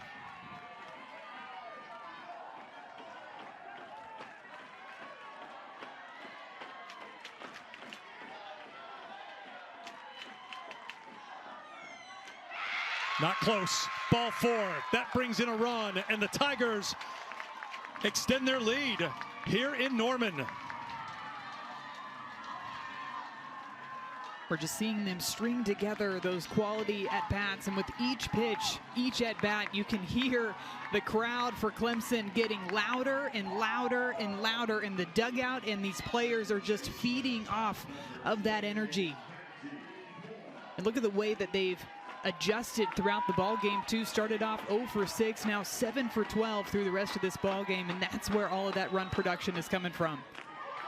There's a strike after the 4-pitch walk to Logaleo to Maddie Moore. 3-run home run. It turned the tide of this game in her last at-bat. It was 4-0 Oklahoma. But then that 3-run shot on a 1-2 pitch with 2 outs in the 4th gave the Tigers a little bit more than hope in this game. 1-1. Gave them momentum. And it is carried over to this inning, where the Tigers have plated 3 more to go on top 6-4.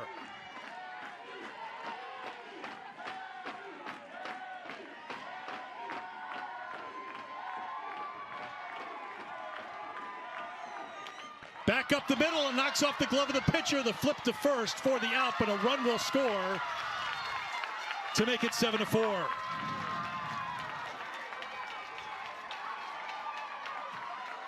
Another extremely hard hit ball put in play. You know that Kirsten Deal's going to want to try to bring something into the strike zone, and Maddie Moore is all over this pitch. Actually, a pitch up in the zone that she gets her barrel on top of, drives it right back up the middle, and it deflects off of the glove of Kirsten Deal. Gets away from her enough to allow another Tiger run to come across and extend their lead in the bottom of the 5th inning here. Jen Rocha is going to come out to talk to the freshman pitcher as that one came screaming back at her. I think maybe there'd be some surprise. Why would Oklahoma go to the freshman? But Kirsten Deal, remember in that series with Oklahoma State, she got the win in the relief against Oklahoma State, fired up her team in the 6th inning, finished it off in the 7th when they were losing, and gave her team a chance to win, which they did. And it's a similar position here. And if you're the Tigers, a 3-run lead is nothing against the Oklahoma offense. You've got to find a way to chase home a little bit more here with a couple innings left for the Sooners. The big word is taking advantage of opportunities, right? When you've got runners in scoring position, even though it might be with 2 outs, you've got to try to come away with as many runs as you possibly can, because we saw yesterday just how quickly Oklahoma can put up a crooked number. Vieira with a ground ball to second. Jennings on to if they win here, but they are playing from behind for the first time in the NCAA tournament as Clemson looks for their first ever super regional win.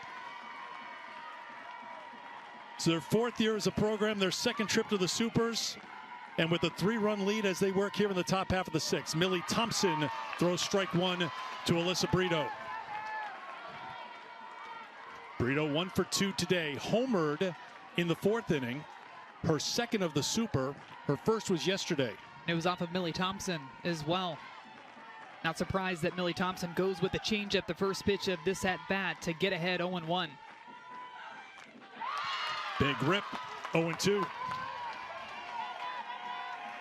Oklahoma has 3 home runs today, all solo shots. Back-to-back to start the game from Coleman and Jennings. Brito went deep with an out in the 4th inning. They manufactured a run after that in the 4th to take a 4-0 lead. But 7 unanswered runs by the Tigers have them in front of mighty Oklahoma. Sooners have won 47 in a row, tying Arizona's NCAA record for consecutive wins. The 0-2. Soft liner wide of Cagle at first. Mackenzie Clark with the big home run today for the Tigers. Alyssa Brito earlier today with this shot in the 4th. Yeah, back in the 4th inning, this is a really good piece of hitting here. A pitch on the outside part of the plate that she gets that barrel underneath the pitch and drives it out to dead center for a solo shot. And you mentioned the 3 home runs that Oklahoma has had today, all solo home runs. For Clemson, 2 home runs, and they've manufactured 5 runs off of those 2 swings. Line drive, base hit up the middle to start things here in the 6th inning. 2nd hit of the game for Alyssa Brito. And here comes the crowd.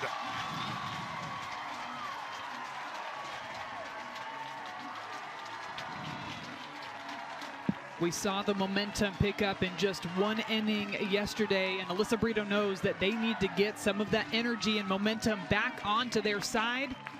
Smokes that one up the middle for a 2-strike base hit and immediately turns to the crowd to get them fired up.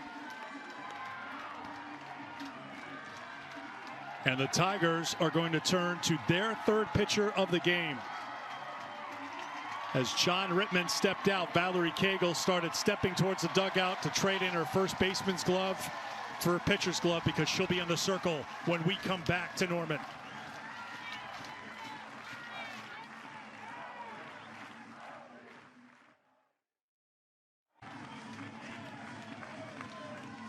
So Cagle moves from first base to the circle. Madison May will take Cagle's spot at first base.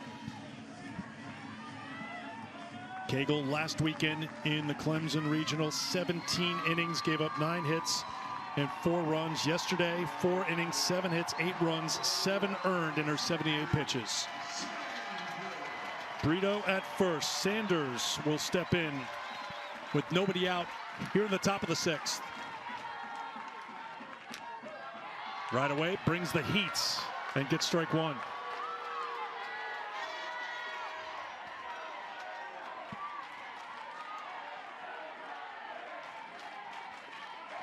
Cagle is not the strikeout pitcher she once was. Love to get a ground ball here if you're the Tigers and hope you can turn 2. They get the ground ball, but it's wide of third and foul, and it's 0-2. And yesterday, this is what Sydney Sanders did in her at bat against a Valerie Cagle. It's a drop ball inside that she gets her barrel out in front, driving that thing out of the yard for a 2-run shot in yesterday's ball game.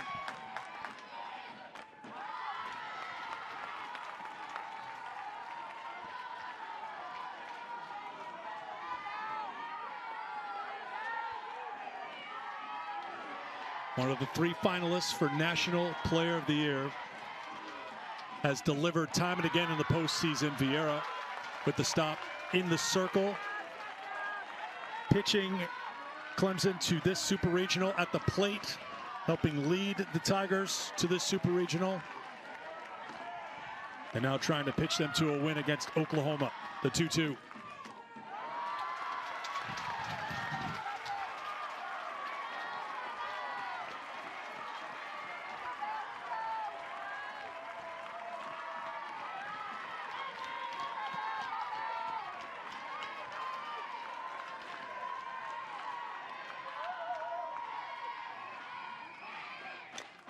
Line shot to right. It stays up in the air for Jacobson, turning and looking for the double play, but scampering back is Brito.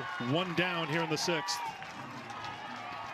It's a great piece of hitting there by Sydney Sanders. It just happens to go right to Caroline Jacobson out in right field. Throws her hands at this outside drop ball. Hits it right on the money. A line drive and a really good catch by Jacobson, too, to turn around and fire it into first base. But Brito's able to dive in safely.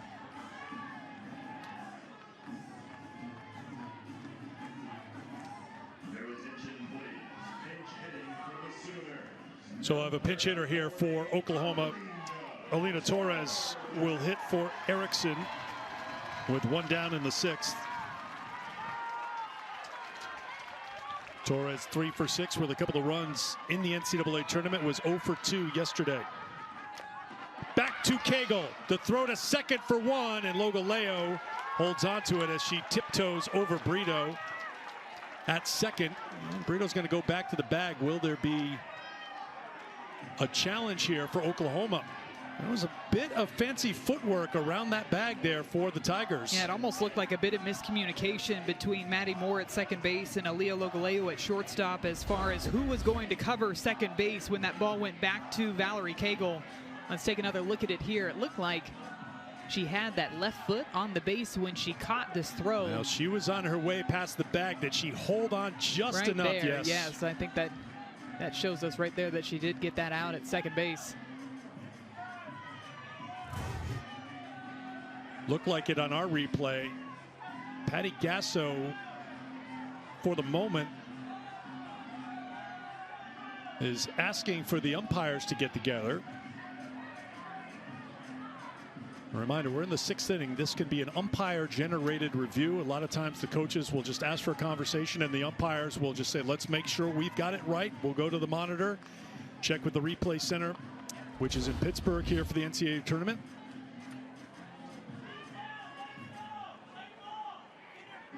Now, I think it was because they were both going for that throw, which is what made it look a lot worse in real time. But it's pretty clear to me that her foot's on second base when she catches that ball. Long conversation with our 4-member umpiring crew here. And they will, the indication there from our plate umpire, Tracy Laycock, umpire-initiated review here in the 6th inning. I'd imagine this one will be fairly quick from the review, but again. Well, you played the shortstop at a position at an All-American level. Is there anything, because Logoleo comes over the base and into Brito here, that would be under review or under question from Gasso in Oklahoma? It looks clearly like there's a force play there, but because Logoleo then carries over into Brito, is there anything there that could be called? No, I don't think so. Not at all. Because there's an out. It's a clean softball play. There's an out there, and Brito's not doing anything to interfere with a possible throw that Logoleo would have been making over to first base. So this is a clean play. I'd imagine it's going to be a pretty quick review, too. I just think because they were both going for that catch, and because Logoleo kind of hopped out of the base path, that's what made it look maybe not as smooth in real time. And this is a quick review. You're right, Madison. And the call's upheld.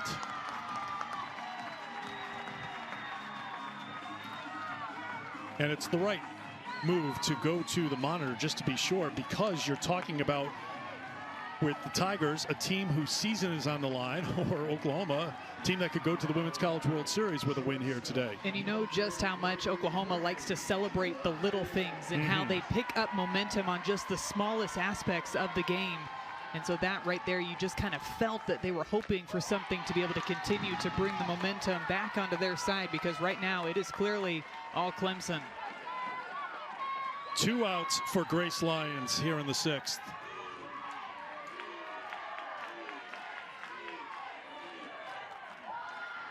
One and one.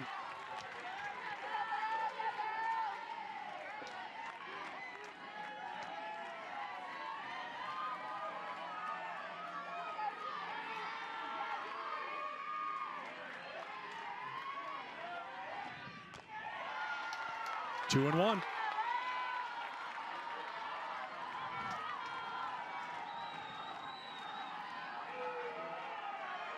Lyons struck out against McCubbin in the 2nd, was hit by a pitch by Thompson in the 4th. Grounded to 3rd, the throw to 1st, and the Tigers are 3 outs away from a Game 3 in the Super Regionals.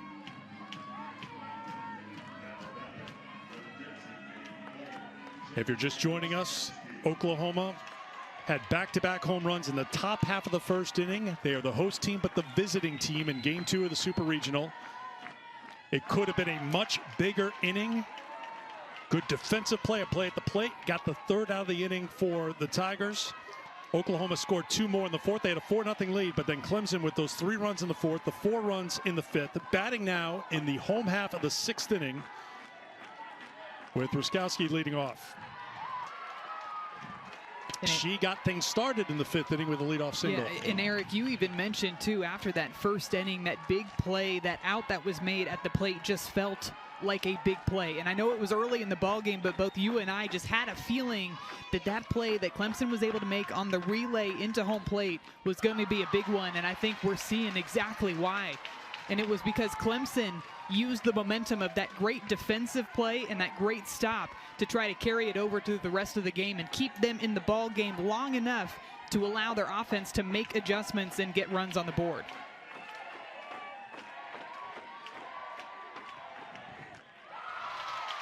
Two and two to Ruskowski. 1 for 2, single and a run scored in the 5th inning. We had that feeling, let's be frank, everyone who follows college softball had a feeling that it was set up to be just this landslide, the snowball just rolling down the hill for Oklahoma, because that's what they've done all season long. But just 2 runs in that 1st inning. The Tigers battling, fighting back and scoring 7 unanswered runs. Ruskowski strikes out looking for out number 1. It's a good way to bounce back if you're Kirsten Deal. Working this pitch low in the zone, knowing that Ruskowski was the one that started the rally back in the 5th inning, locates this one straight at the knees and gets the strikeout looking. I'll bring up Reedy Davenport.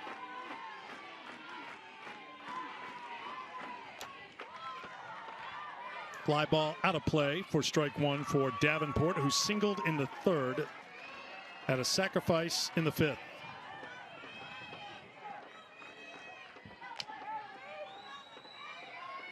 Three teams already with tickets punched to Oklahoma City: Florida State, Oklahoma State, and earlier today, Stanford.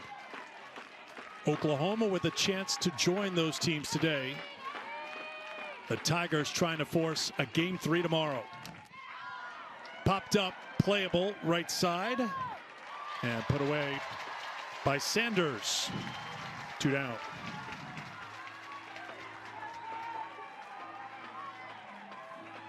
They'll bring up the star of the show for the moment for the Tigers, and Mackenzie Clark. Her 2-run home run to straightaway center field in the 5th inning gave the Tigers the lead over Oklahoma. First time the Sooners have trailed in the NCAA tournament this season. And that put 5 runs on the board, the most that Oklahoma has given up this season. We're now up to 7. Out of play for strike one.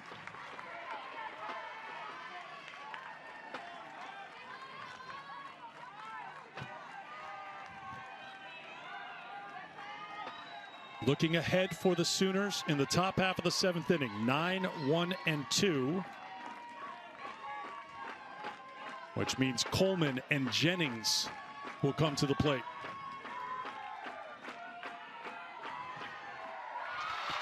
Oh, 2. That 9-1-2 is the exact part of the order that started that 5th inning rally for them in yesterday's ball game, to be able to bounce back after Clemson put some runs on the board. Started with that bunt single by Riley Boone in the 9 spot.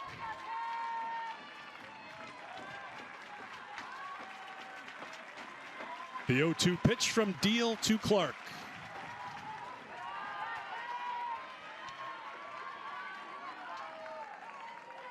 I still loved seeing the reaction of Mackenzie Clark as she rounded first base when she saw that ball had left the yard. We did joke coming into this Super Regional that we needed to have a Mackenzie Clark camera just on her all the time, just to see all of the energy that she brings to the field. The 1-2. Popped up, foul ground. Burrito will run out of room off the top of the dugout. One thing with Mackenzie, whose nickname is Pie, there were just too many Mackenzies on her travel ball team, she told us, and for some reason she blurted out pie when they were huddled up at one time, and the nickname stuck. Well, because she was looking forward to her grandmother's pie, and then of course I asked her which kind of pie, and she said strawberry. So that's her favorite kind of pie. That's where she got the pie nickname. I think the strawberry pie will taste a little bit better after this game if the Tigers can pull it out.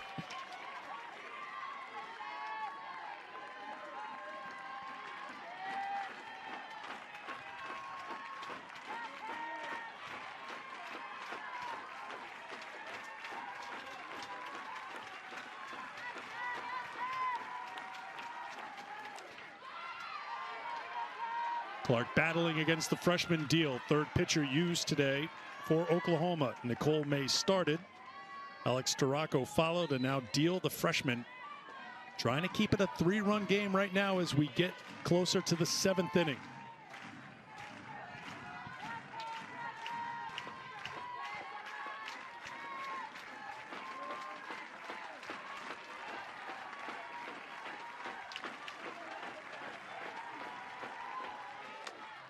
Soft liner to third. Burrito's got it. It's a 1-2-3 inning for Deal.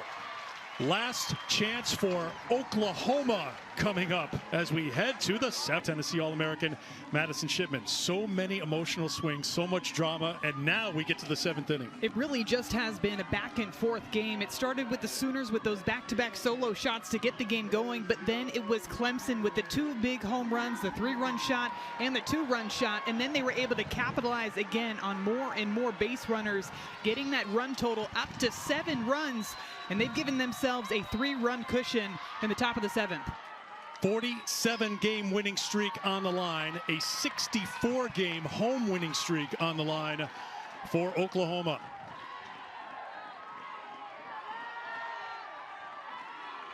Their last home loss was on Leap Day in 2021, February 29th, 2021. That's how rare it is, against North Texas. They tied Arizona's NCAA record for consecutive wins yesterday with their victory over the Tigers. That was a 9-2 final.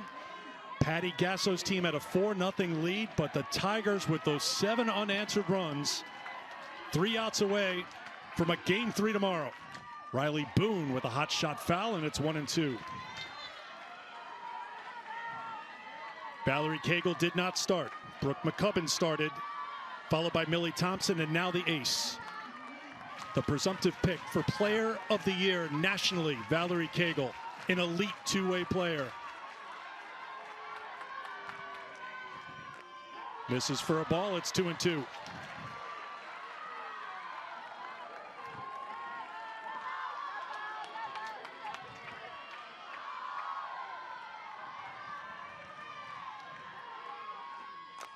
Soft liner back behind first. It's a fair ball. Boone hangs it first. She got things going in the 5th yesterday. Has she started things again here in the 7th today? Yesterday, she was able to do it by laying down the first pitch bunt down the first baseline. This time she gets to 2 strikes. It's an off speed, and she just throws her barrel out at it enough to drop it out into right field, and you could hear the roar from the crowd as she turns to fire up her dugout after that leadoff base hit. And now to the top of the lineup, Jada Coleman, who started this game with a home run, 1 for 3. Ball 1.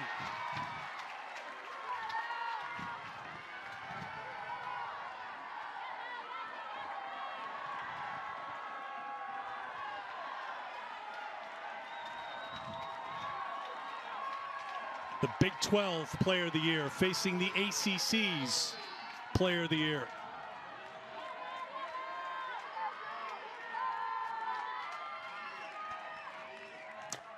Fly ball hit deep to left. It is back, and it is at the track.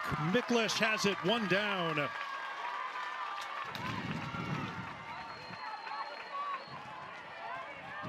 It's a good pitch by Valerie Cagle. Jada Coleman aggressive on that drop ball low in the zone, just barely misses it. Fly ball out to left field, and it keeps Riley Boone stranded over at first base. Tiare Jennings, 1 for 3 with a home run. Jennings went back-to-back with Coleman in the first. Then line to third and line to center. She's hit it hard 3 times this afternoon. 1-1.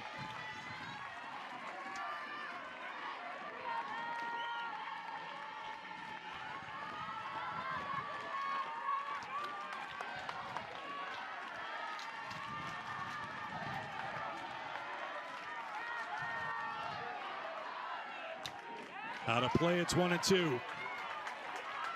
Oklahoma has not lost a super regional game at home since 2014, when the Tennessee Lady Vols and Maddie Shipman picked up the win, forcing a Game 3. Clemson trying to do that here today. The 1-2 skipped up. Boone taking no chances at first. 2-2. Good job by Abby Vieira back behind the plate, too, because Valerie Cagle likes to throw the heavy drop. She throws that changeup down into the dirt, too, and she scoops that one up to keep it in front of her. Cagle wanted it, didn't get the call. Counts full, 3-2. That's the rise ball. She'll throw it on different planes, about 61 miles per hour, moving in a different direction than majority of her pitches. Throws it low here. Just barely low out of the zone. Grounded to third, to second for the force. Holding it is Moore, 2 down here in the 7th.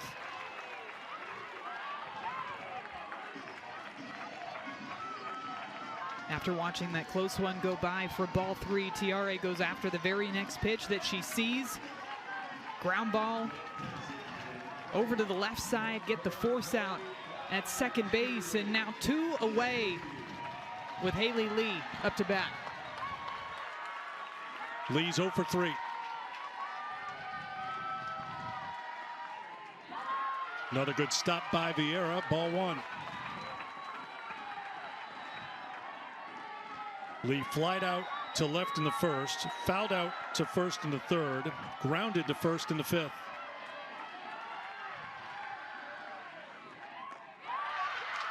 One and one. I wonder if Mackenzie Clark is even breathing in center field right now. We know she loves to celebrate Valerie Cagle in the circle. Cagle mostly stoic. Off speed, in there for a strike. Tigers 1 strike away from a game 3.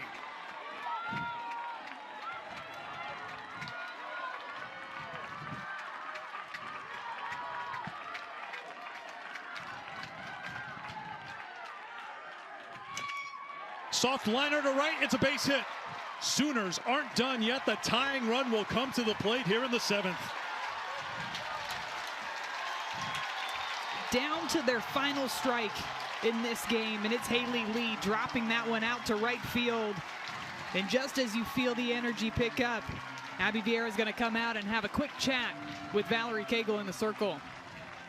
Patty Gasso will bring a handful of her players together for a conversation just to the left of home plate.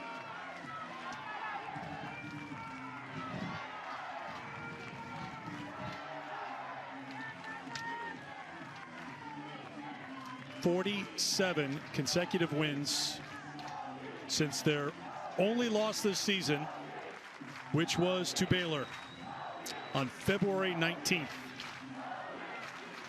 The Tigers, in just their 4th year playing as a program, playing in their 2nd Super Regional, looking for their first ever Super Regional victory.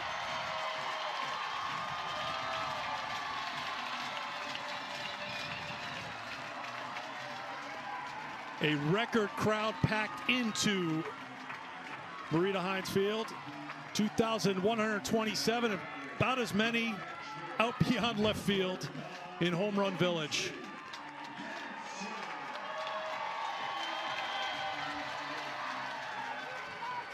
Kinsey Hansen will step in, 1 for 3 today, 8 for 13 in the NCAA tournament.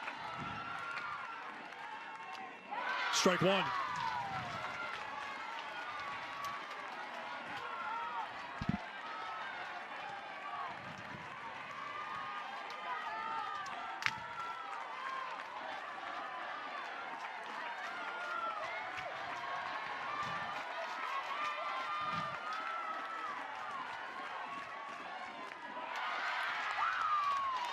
Oh and 2 for a second time. Clemson 1 strike away from a game 2 win.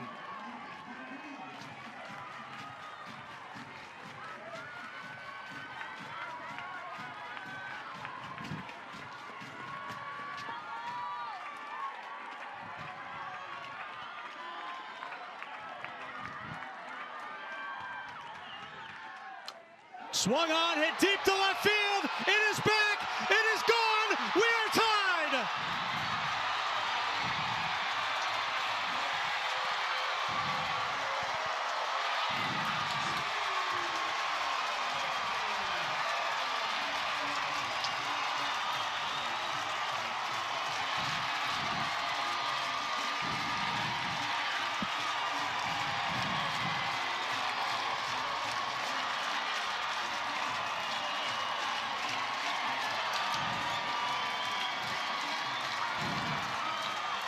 Two at-bats in a row that Oklahoma was down to their final strike.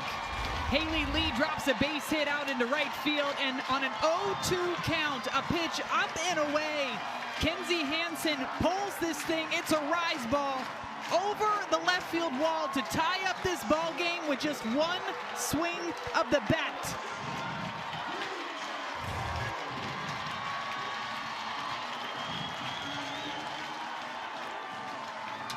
Clutch at bat after clutch at bat, and that is what we have seen from Oklahoma all season long. And it's Hansen coming through in the biggest moment. Strike 1 to Brito. Again, Brito could put Oklahoma ahead. It is not a walk-off situation because Oklahoma is the visiting team. So Clemson still has a chance in the 7th. But Kinsey Hansen, in a game with so much drama, comes through in the most dramatic moments. And on an 0-2 count, too, after watching a pitch go by that she didn't necessarily like the call, thought it was a little bit low, got her to 0-2, shook it off, and went after the very next pitch that she saw. Another 0-2, grounded wide of third. Haley Lee on a 1-2 pitch. Had a soft liner to right to keep the Sooners going and bring Hansen to the plate as the tying run, and the 0-2 pitch over the wall and left, her 12th home run of the season, and she now has 9 runs batted in the NCAAs.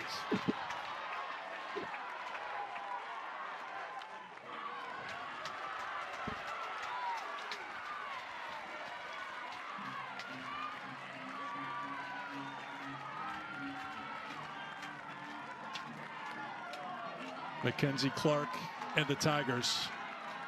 So close, but not done yet.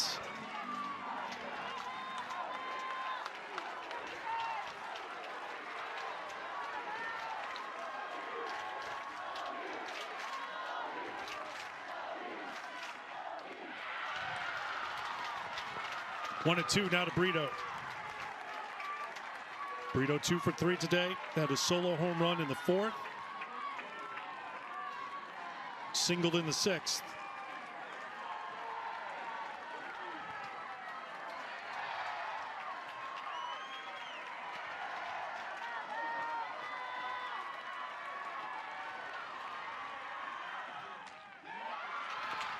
Two and two.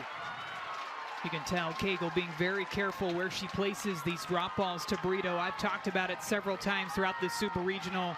She has one of those swings that's just tailor-made for those hard drop balls down into the zone. We saw the pitch before. Cagle bury the drop ball down into the dirt and then goes way away outside and brings this count even for Brito.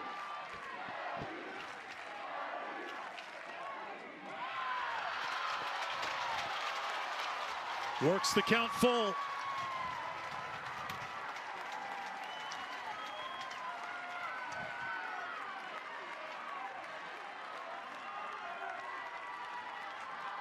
Brito hit her 17th home run of the season, 4 of the 17 coming in the NCAA tournament.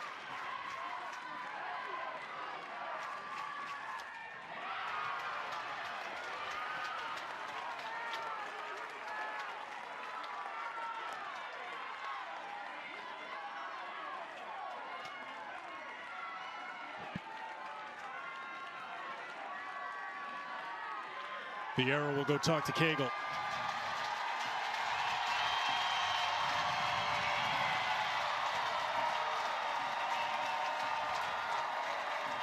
Yeah, Jada Coleman outside of the dugout. Alex Storako outside of the dugout.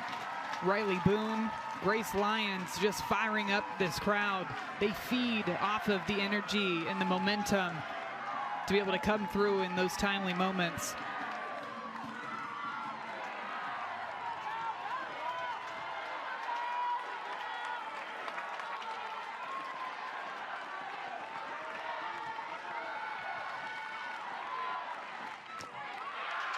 Brito slams the bat in celebration for a walk with 2 down here in the 7th. It's the little things for Oklahoma. The little things lead to big moments. Taking a couple of close pitches, fouling off the ones that you want to go after, having a good long at-bat against one of the best pitchers in the nation to extend this inning. Those are the things that you can constantly see the Sooners celebrating throughout a ball game. There's Sydney Sanders, who homered off of Cagle yesterday. Ball 1.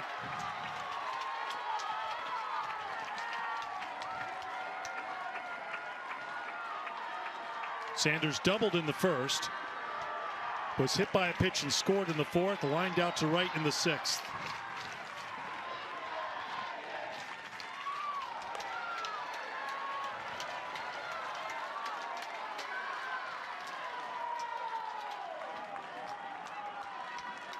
Reedy Davenport with a quick message to Valerie Cagle. Cagle threw 78 pitches yesterday. Into the 40s now. Pitch number 42 is a strike.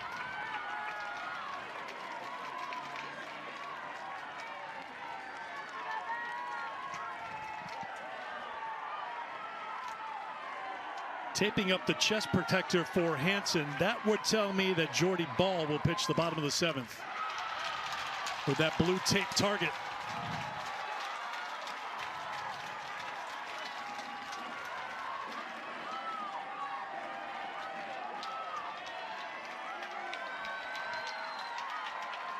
Three and one to Sanders. Out of play.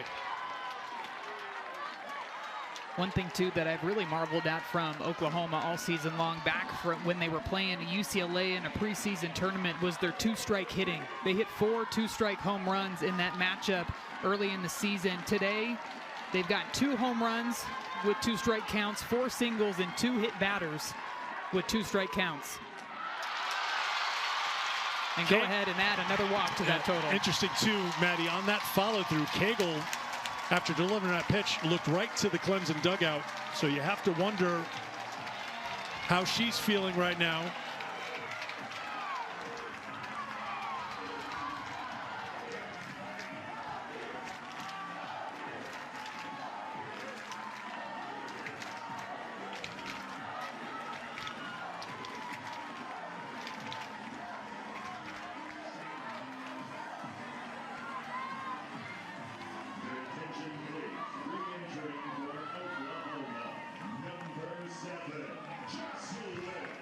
So Erickson will hit here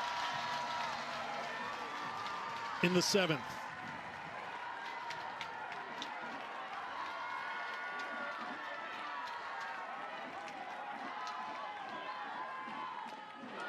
Strike one.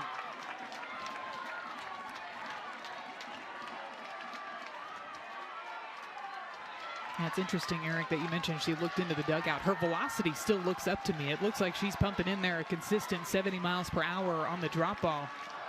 It's just been a matter of her locating those spots in the strike zone. There's a strike, and it's 0-2. Even that pitch right there, she gets it for a strike, but that's not a usual location that she throws her drop. Usually it's right at the knees, maybe thigh high, and that one you could tell is about belt high, which is exactly the spot that you do not want to put a drop ball.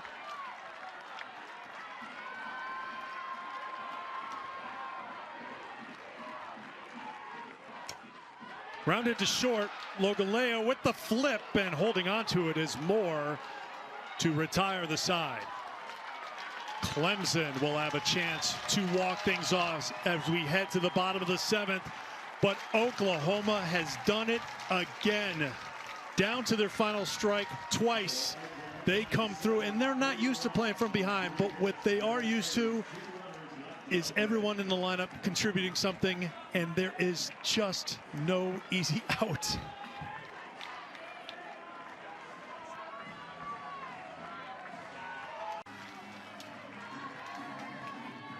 So now to the bottom of the 7th we go. Clemson with an opportunity to walk off Oklahoma here in Norman. Miklish swinging a miss for strike one. 0 for 2 today, grounded to second in the 1st, fouled out in the 4th, hit by a pitch and scored in the 5th.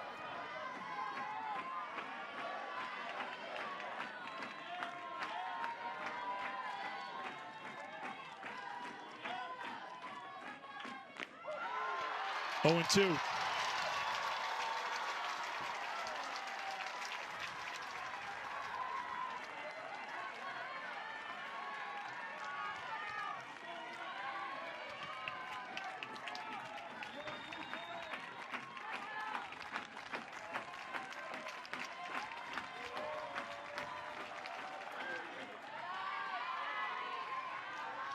Looking back at yesterday and Jordy Ball's appearance, I really thought she threw very well in the circle. Remember, there were those uncharacteristic defensive miscues by Oklahoma that led to some of those runs for Clemson.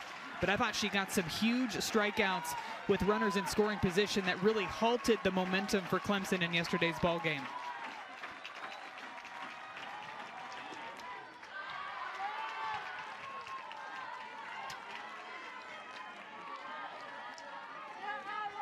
Miklish leading off. That means Valerie Cagle is on deck after giving up the 3-run shot, hoping to have an opportunity for the walk-off here for the Tigers.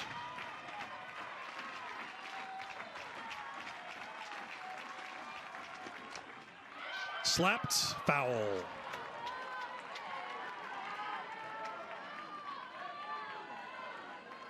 Cagle steps out to hand the bat to her teammate, who's leading off here in the 7th. 3 runs in the 4th, 4 runs in the 5th. Deal worked a 1-2-3 inning in the 6th for Oklahoma. Getting to ball here in the 7th. Another 1-2.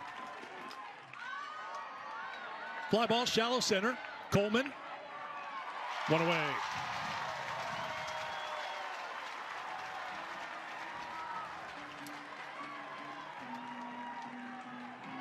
Let's see how Ball approaches Cagle here today, because Cagle had some very good at-bats against Jordy Ball yesterday. 3 hits in 3 appearances. I was going to say, went 3 for 3 off of her yesterday, all to the left side of the field, too. Jordy Ball really worked the drop ball down and away to Cagle, and right on cue, pitching coach Jen Rocha is going to come out and have a conversation with her battery. I'd imagine a lot of this has to do with the strategy on how you're going. Long conversation here with Rocha in the circle. Gasso with their infielders. Quicker conversation between Cagle and John Rittman. John Rittman, what can you tell Valerie Cagle, the likely National Player of the Year, who came in hitting .474, who has 19 home runs, who has 57 runs batted in, and would love to end it right here with 1 swing of the bat?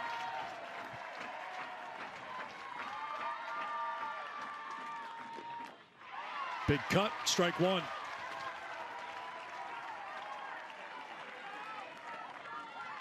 Cagle struck out facing May in the 1st. Flied out against May in the 4th. Singled and scored in the 5th against Storako.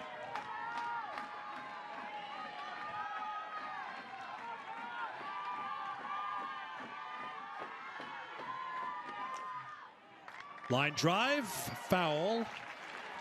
It's 0-2.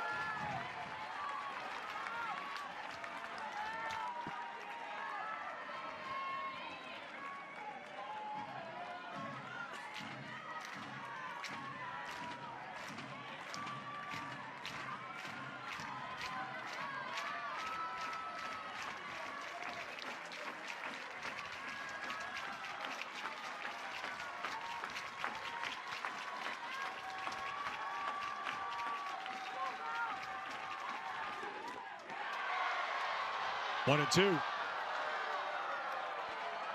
It's a good spot, 0-2 spot. Drop ball low and outside. I know everybody wants it, including the Sooner dugout wants that one called for a strike.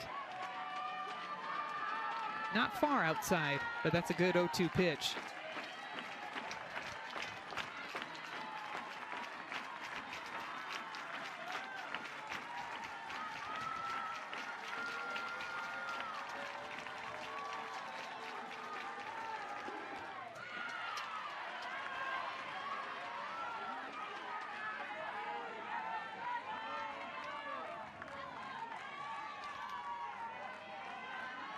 Cagle, the ACC Player of the Year for a 2nd time in her career. Battled shoulder problem last year that required surgery. Her numbers have skyrocketed this year.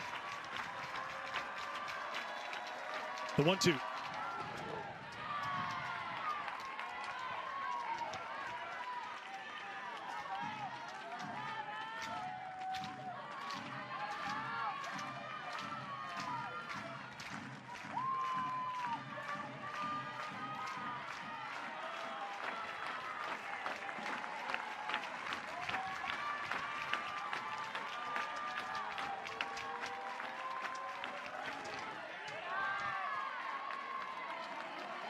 Still trying to throw those pitches way outside. Jordy Ball knows that if she's going to miss in that location, you cannot miss over the plate. You've got to miss outside of the zone.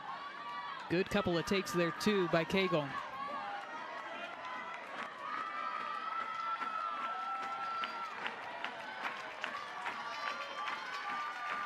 From 0-2 to 3-2.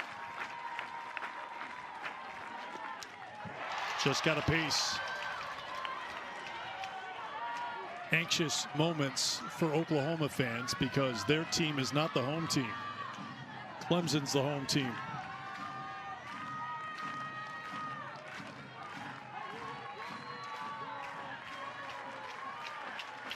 So it's a walk-off situation for the Tigers and not their Sooners.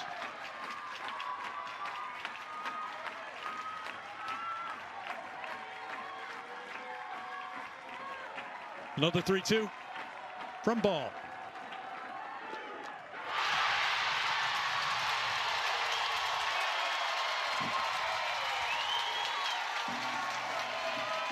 That strikeout right there is all about the setup pitches, getting Valerie Cagle thinking you're going to continue to work further and further outside, and then you cut up and inside with the rise ball to get the big swing and miss. And a big second out in this inning.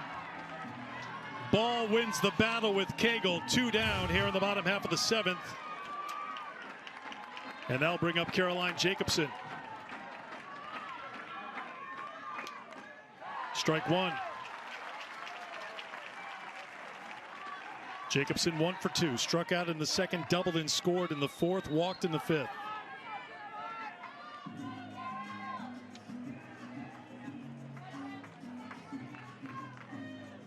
It was Jacobson yesterday that hit that 2 RBI double down that left field line off of Jordy Ball. Pitch low in the zone. Practically straight on the left field foul line.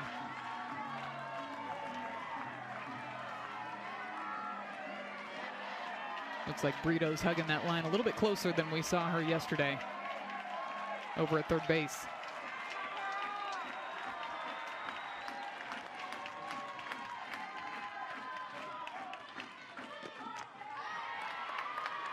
1-1.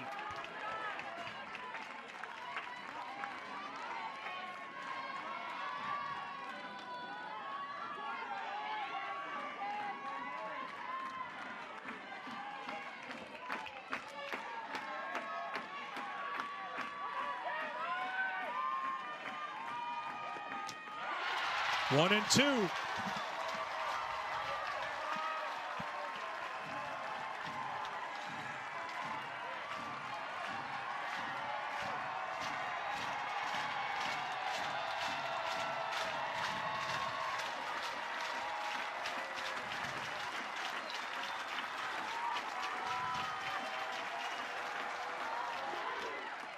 Foul ball.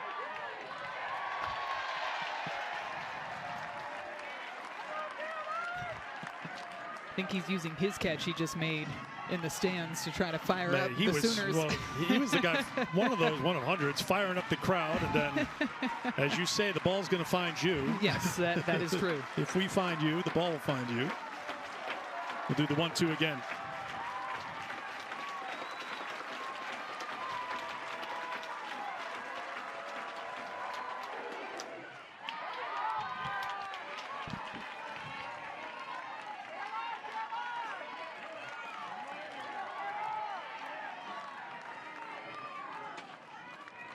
Tiger fans saw Oklahoma celebrate 2 home runs when this game was just a couple of minutes old. Back-to-back home runs by Coleman and Jennings started the game. But the Tigers hung with it. Even though they were down 4-0, they led 7-4 before Oklahoma tied it at 7. 2-2 to Jacobson. It's really been back and forth all game long. Both teams throwing punches. The 3 solo shots for Oklahoma, and then the big blast by Kinsey Hansen, who we see back behind the plate to tie this ball game up in the top of the 7th inning.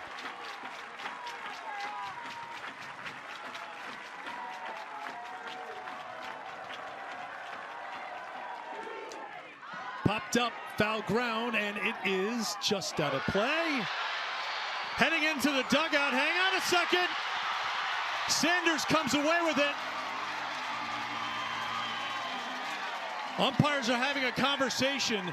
There are 2 openings in front of the dugouts here, and Sanders with those Clemson players getting out of the way. Yeah, that's a catch. That's a catch all the way. That is a catch.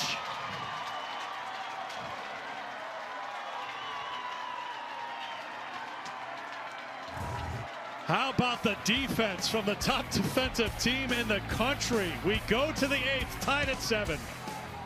Norman, the 7th inning isn't officially over yet because there is a replay review for that final play made by Sydney Sanders as she tumbled into the Clemson dugout for what appears to be the 3rd and final out of the 7th inning. To me, it looks like a clear catch. I think you even have some interference from the Clemson players being in the field of play when Sydney Sanders was going over there to make that catch. But both of her feet are down on the turf when she catches that ball. So to me, it looks like a catch.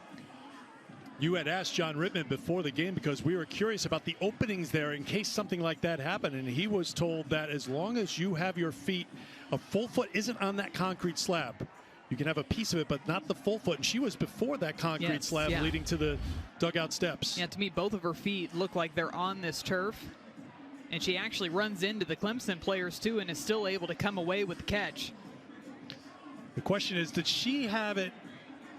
I don't want to sound like I'm going through a football review here, but does she finish the catch as she goes down? You can see her throwing hand was trying to hold on to the padding. And I don't think it came out and popped back in. Well, she's celebrating like she has it. And now after the review, it is upheld. What a catch by Sanders.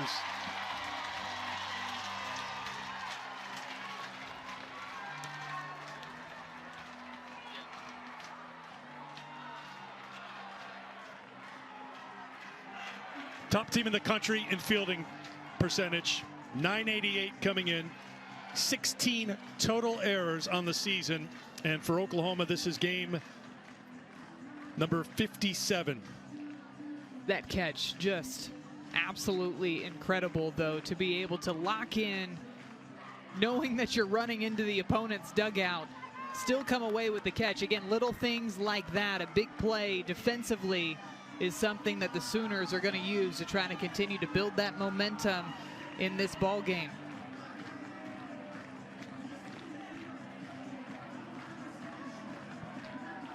Seven are Arizona's NCAA record. A win today will set a new record as we head to the 8th here in Norman. And now Arizona's record spanned across 2 seasons, correct, right? That was 96 and 97. Correct. And of course the Sooners doing it here in just 1 season here in 2023. On to extra innings we go. It's an elimination game for Clemson. Oklahoma wins. They go on to the Women's College World Series. And Cagle out there to work the 8th.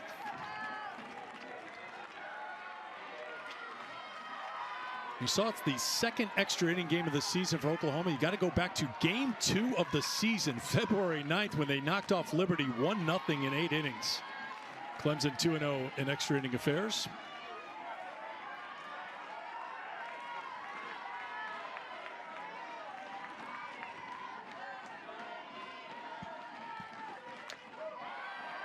One and two, the count to Grace Lyons leading off for Oklahoma here in the top half of the 8th inning. Lyons 0 for 2, was hit by a pitch in the 4th.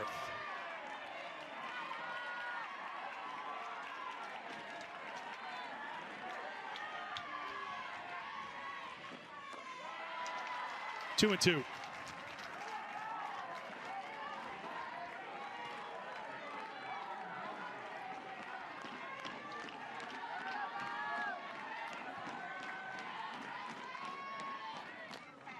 Ground ball to Logoleo at short on the first to May, one away as Lyons is retired. All eyes really on Valerie Cagle here because she hasn't left the field. She's in the lineup. She obviously hits for herself when she stays in there at pitcher. We saw that matchup with Jordy Ball last inning.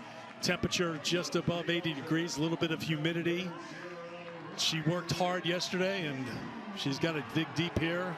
against Oklahoma today. She did throw a lot of innings in that regional too. And yes. She said she was waiting to see how her body responded on the Monday after regionals, and she said that she was really pleasantly surprised with how she felt after throwing so many innings. I believe she got up to 17 innings that she threw in that regional. Correct. I'd imagine with the season on the line here, she's ready to go. Riley Boone offers at it, down in the count 0-2. Boone led off the seventh with a single when she was forced out at second. Clemson had 2 outs in the 7th inning, a 3-run lead. Oklahoma was down to their final strike twice. Haley Lee on the 1-2 pitch had a 2-out single to keep the game going, and then Kinsey Hansen on an 0-2 pitch hit a 3-run home run to tie things up at 7.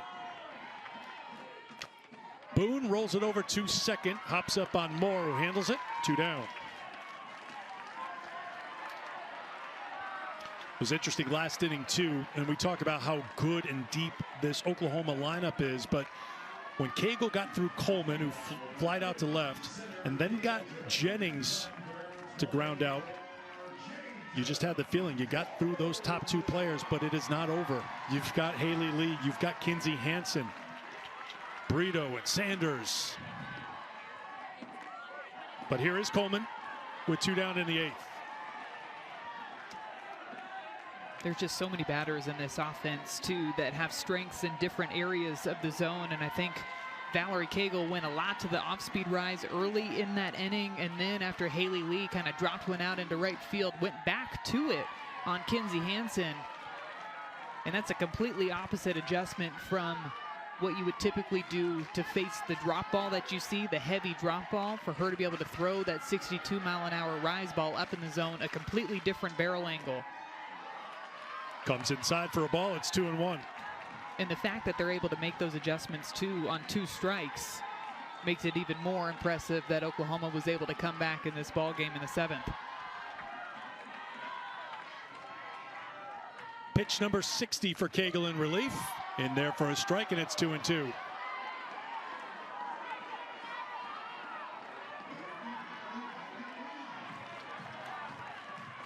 Coleman hit her 16th home run of the season, leading things off for the Sooners. 1 for 4 today. Soft liner, what a grab by May at first. Show that glove work. Madison May to retire the side. The first baseman is done. Have you given thought to that at all, Madison? We are 3 hours and 20 minutes into this game as we play in the bottom half of the 8th. And it's a ground ball up the middle. Grace Lyons to her left, throwing to first in time, 1 away.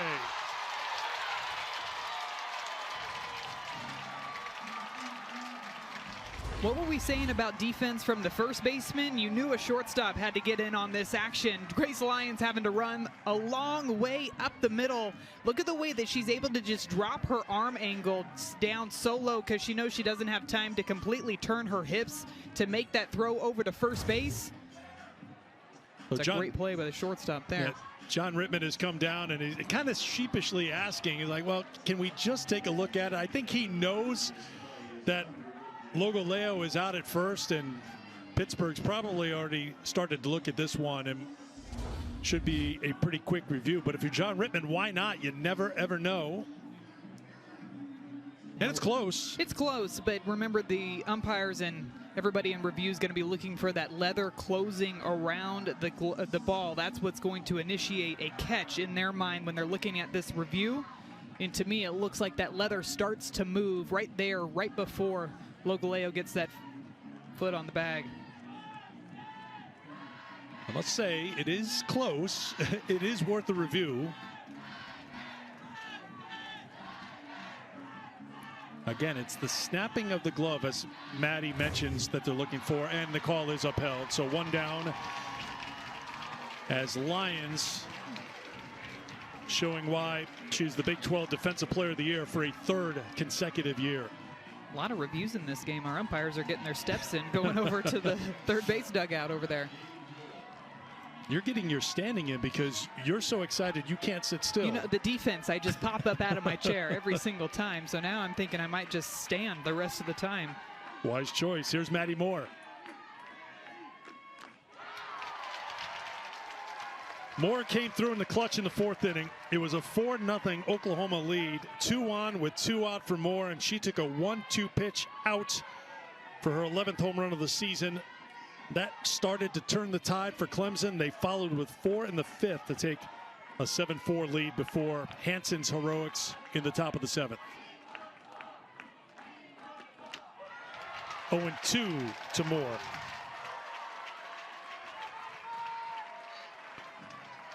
Moore's 1 for 3 today. Remember, she had a hard hit ball back to the pitcher in the 5th that turned into an out. But if that gets through, Clemson gets some much needed insurance.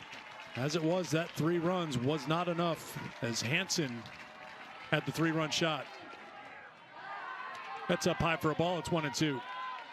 Yeah, we had talked about it back in that 5th inning that you just got the feeling that since Clemson still had runners on board, they had an opportunity to pile more and more runs on. Because no lead is safe, as we have seen against the Oklahoma Sooners.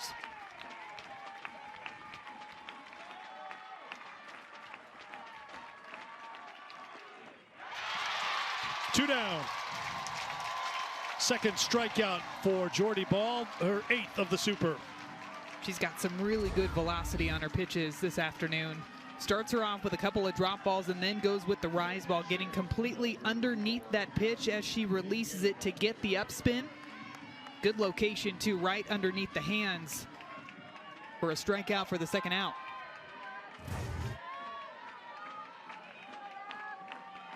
Abby Vieira is 1 for 3. Strike 1.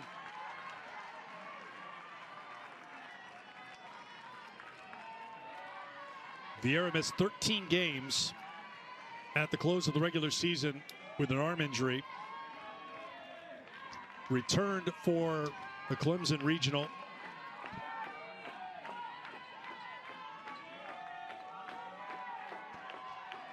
Five hits in the NCAA tournament. The 0-1. Out of play, it's 0-2.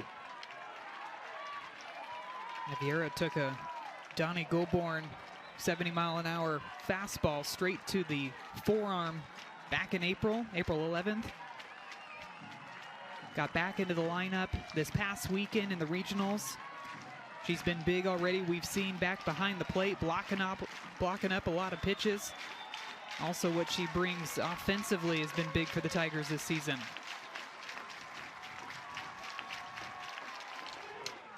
Ground ball to second on the short hop. It's Jennings on the first. A 1-2-3 inning again for Jordy Ball. And we head to the 9th. Clemson in a must-win situation, trying to force a Game 3 tomorrow with a spot in Oklahoma City on the line. An Oklahoma win here today ends this Super Regional and sends the Sooners back to the Women's College World Series, where they've won the last 2 national championships. And a ball is crushed to center field, and Oklahoma is on top of the 9th inning. Tiare Jennings.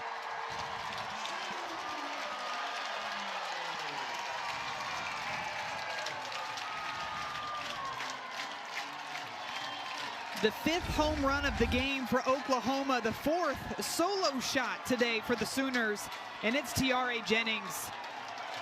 Perfect swing, gets her hands inside of this pitch. It's an inside drop ball, and she's able to hit it out to dead center, almost to our cameraman in center field, to give the Sooners the 8-7 lead in the top of the 9th inning, excuse me.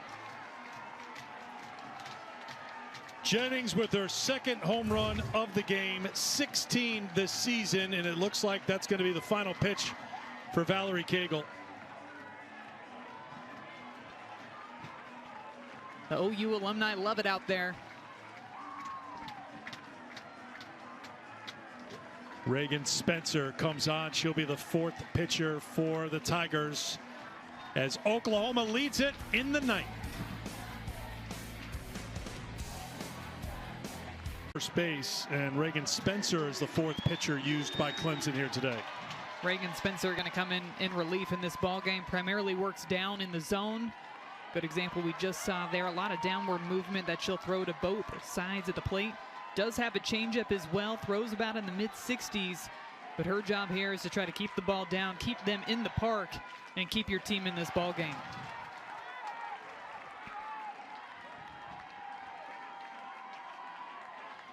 Spencer threw 1 inning against Auburn in the Clemson Regional. Working here to Haley Lee. 2-1.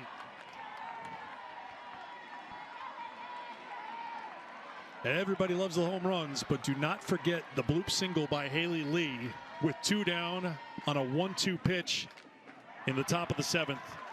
That set the stage for Hanson's heroics on an 0-2 pitch. Just that pass the bat mentality. Doesn't always have to be pretty. You just get enough barrel on it to extend the ball game. 3-2. Mackenzie Clark hit the 2-run home run in the 5th to put the Tigers on top. She is due up 3rd in the bottom half of the 9th for the Tigers. Ball 4 to Lee. She's aboard with nobody out here in the 9th.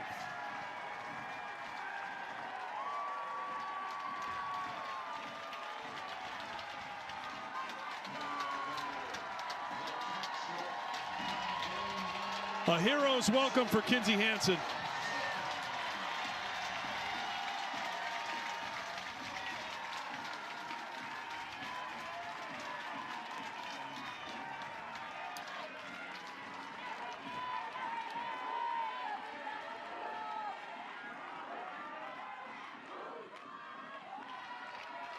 Ball 1 from Spencer.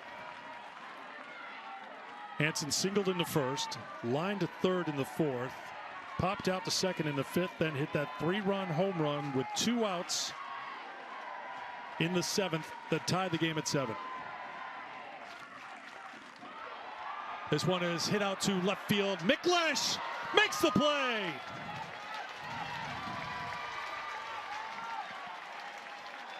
The defense all over the field today has been outstanding. Allie Miklesh having to run a long way for this one. Lays it all out on the line, goes for it, immediately spins. A good spin move there too to make sure that there wasn't anybody advancing to second base. What a great grab by her.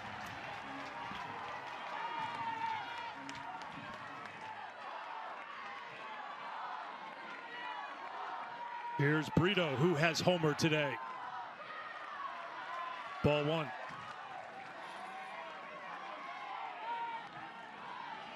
Hit a solo shot in the 4th, which put Oklahoma on top 3-0. Sooners would lead 4-0 before the Tiger comeback.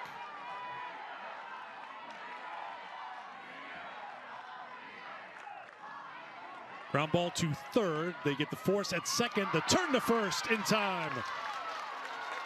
Double play turned by the Tigers. And now last chance for Clemson. Down a run as we head to the bottom of the 9th. All right, Matt. Barry Switzer is going to stay to the very end. Marita Hines going to stay to the very end, although I don't know if she could bear to watch right now. Her beloved Sooners have been in a battle here today, but for the moment, Tiare Jennings, one of many heroes for Oklahoma. She has put the Sooners on top 8-7 as Clemson bats in the bottom half of the 9th inning against Jordy Ball. Jaden Ruskowski leading off 1 for 3 today, singled and scored in the 5th inning. Tigers sent 9 to the plate in that 5th inning, scoring 4 to go on top of mighty Oklahoma 7-4. Sooners down to their final strike twice, tied it in the 7th, and then they go ahead in the 9th. 0-2. Oklahoma pitching has retired 10 straight Clemson hitters, and Ball has retired all 6 she has faced.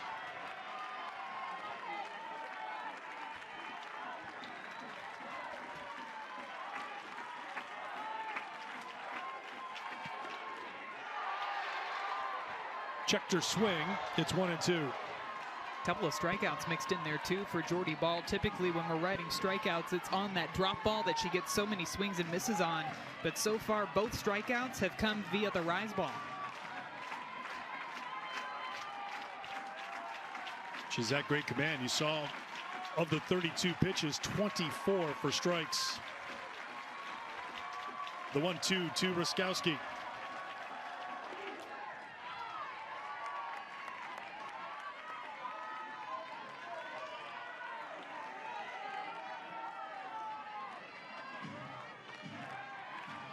The redshirt freshman did not play a season ago.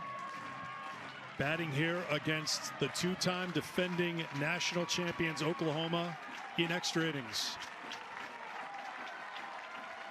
Another 1-2 from Jordy Ball. One away.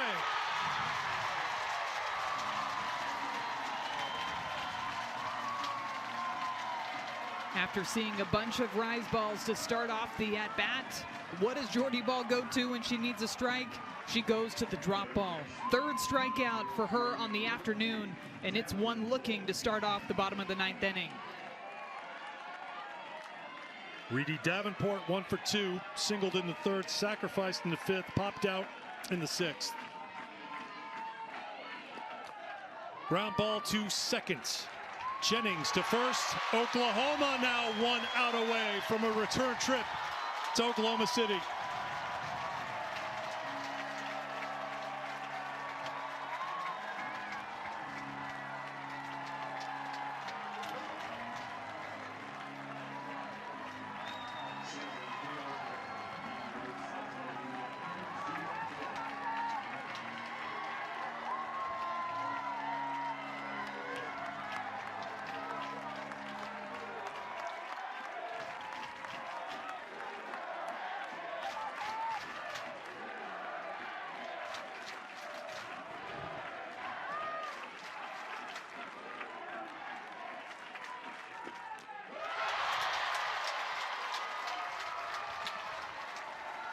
Strike 1 to Mackenzie Clark.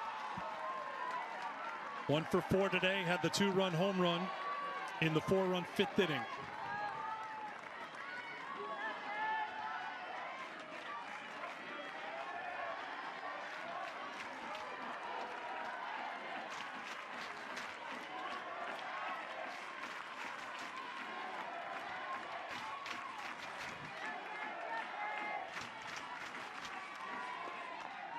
One and 1.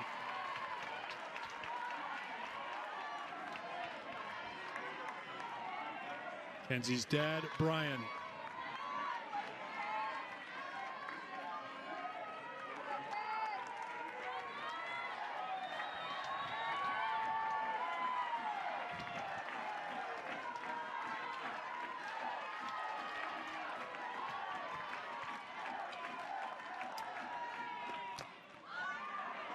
Fly ball, shallow center, diving attempt out of the reach of Coleman.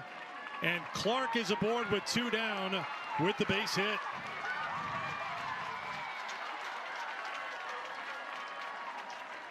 You can hear Jada Coleman saying, I'm going to get the next one. She was so close to coming up with a phenomenal grab. Everybody going for this ball, but it's Jada Coleman who's the closest to it, just barely out of her reach. And a base hit with 2 away for Mackenzie Clark to extend this ball game.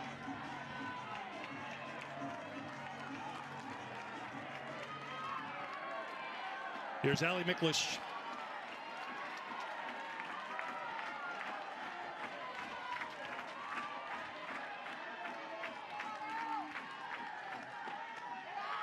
Ball 1.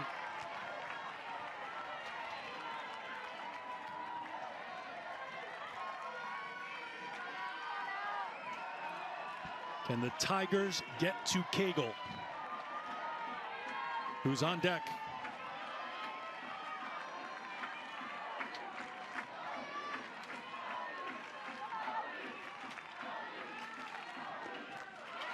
One and 1.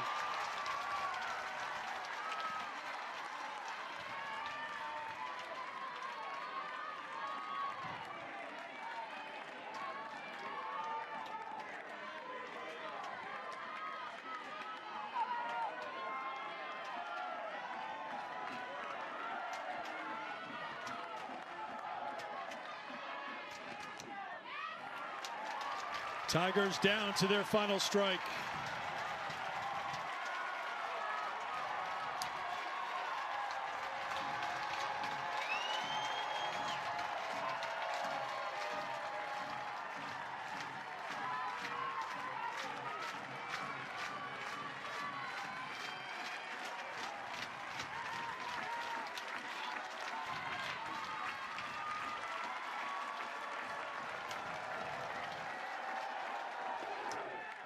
Fly ball center field, drifting back is Coleman, and Oklahoma survives, and they advance to the Women's College World Series.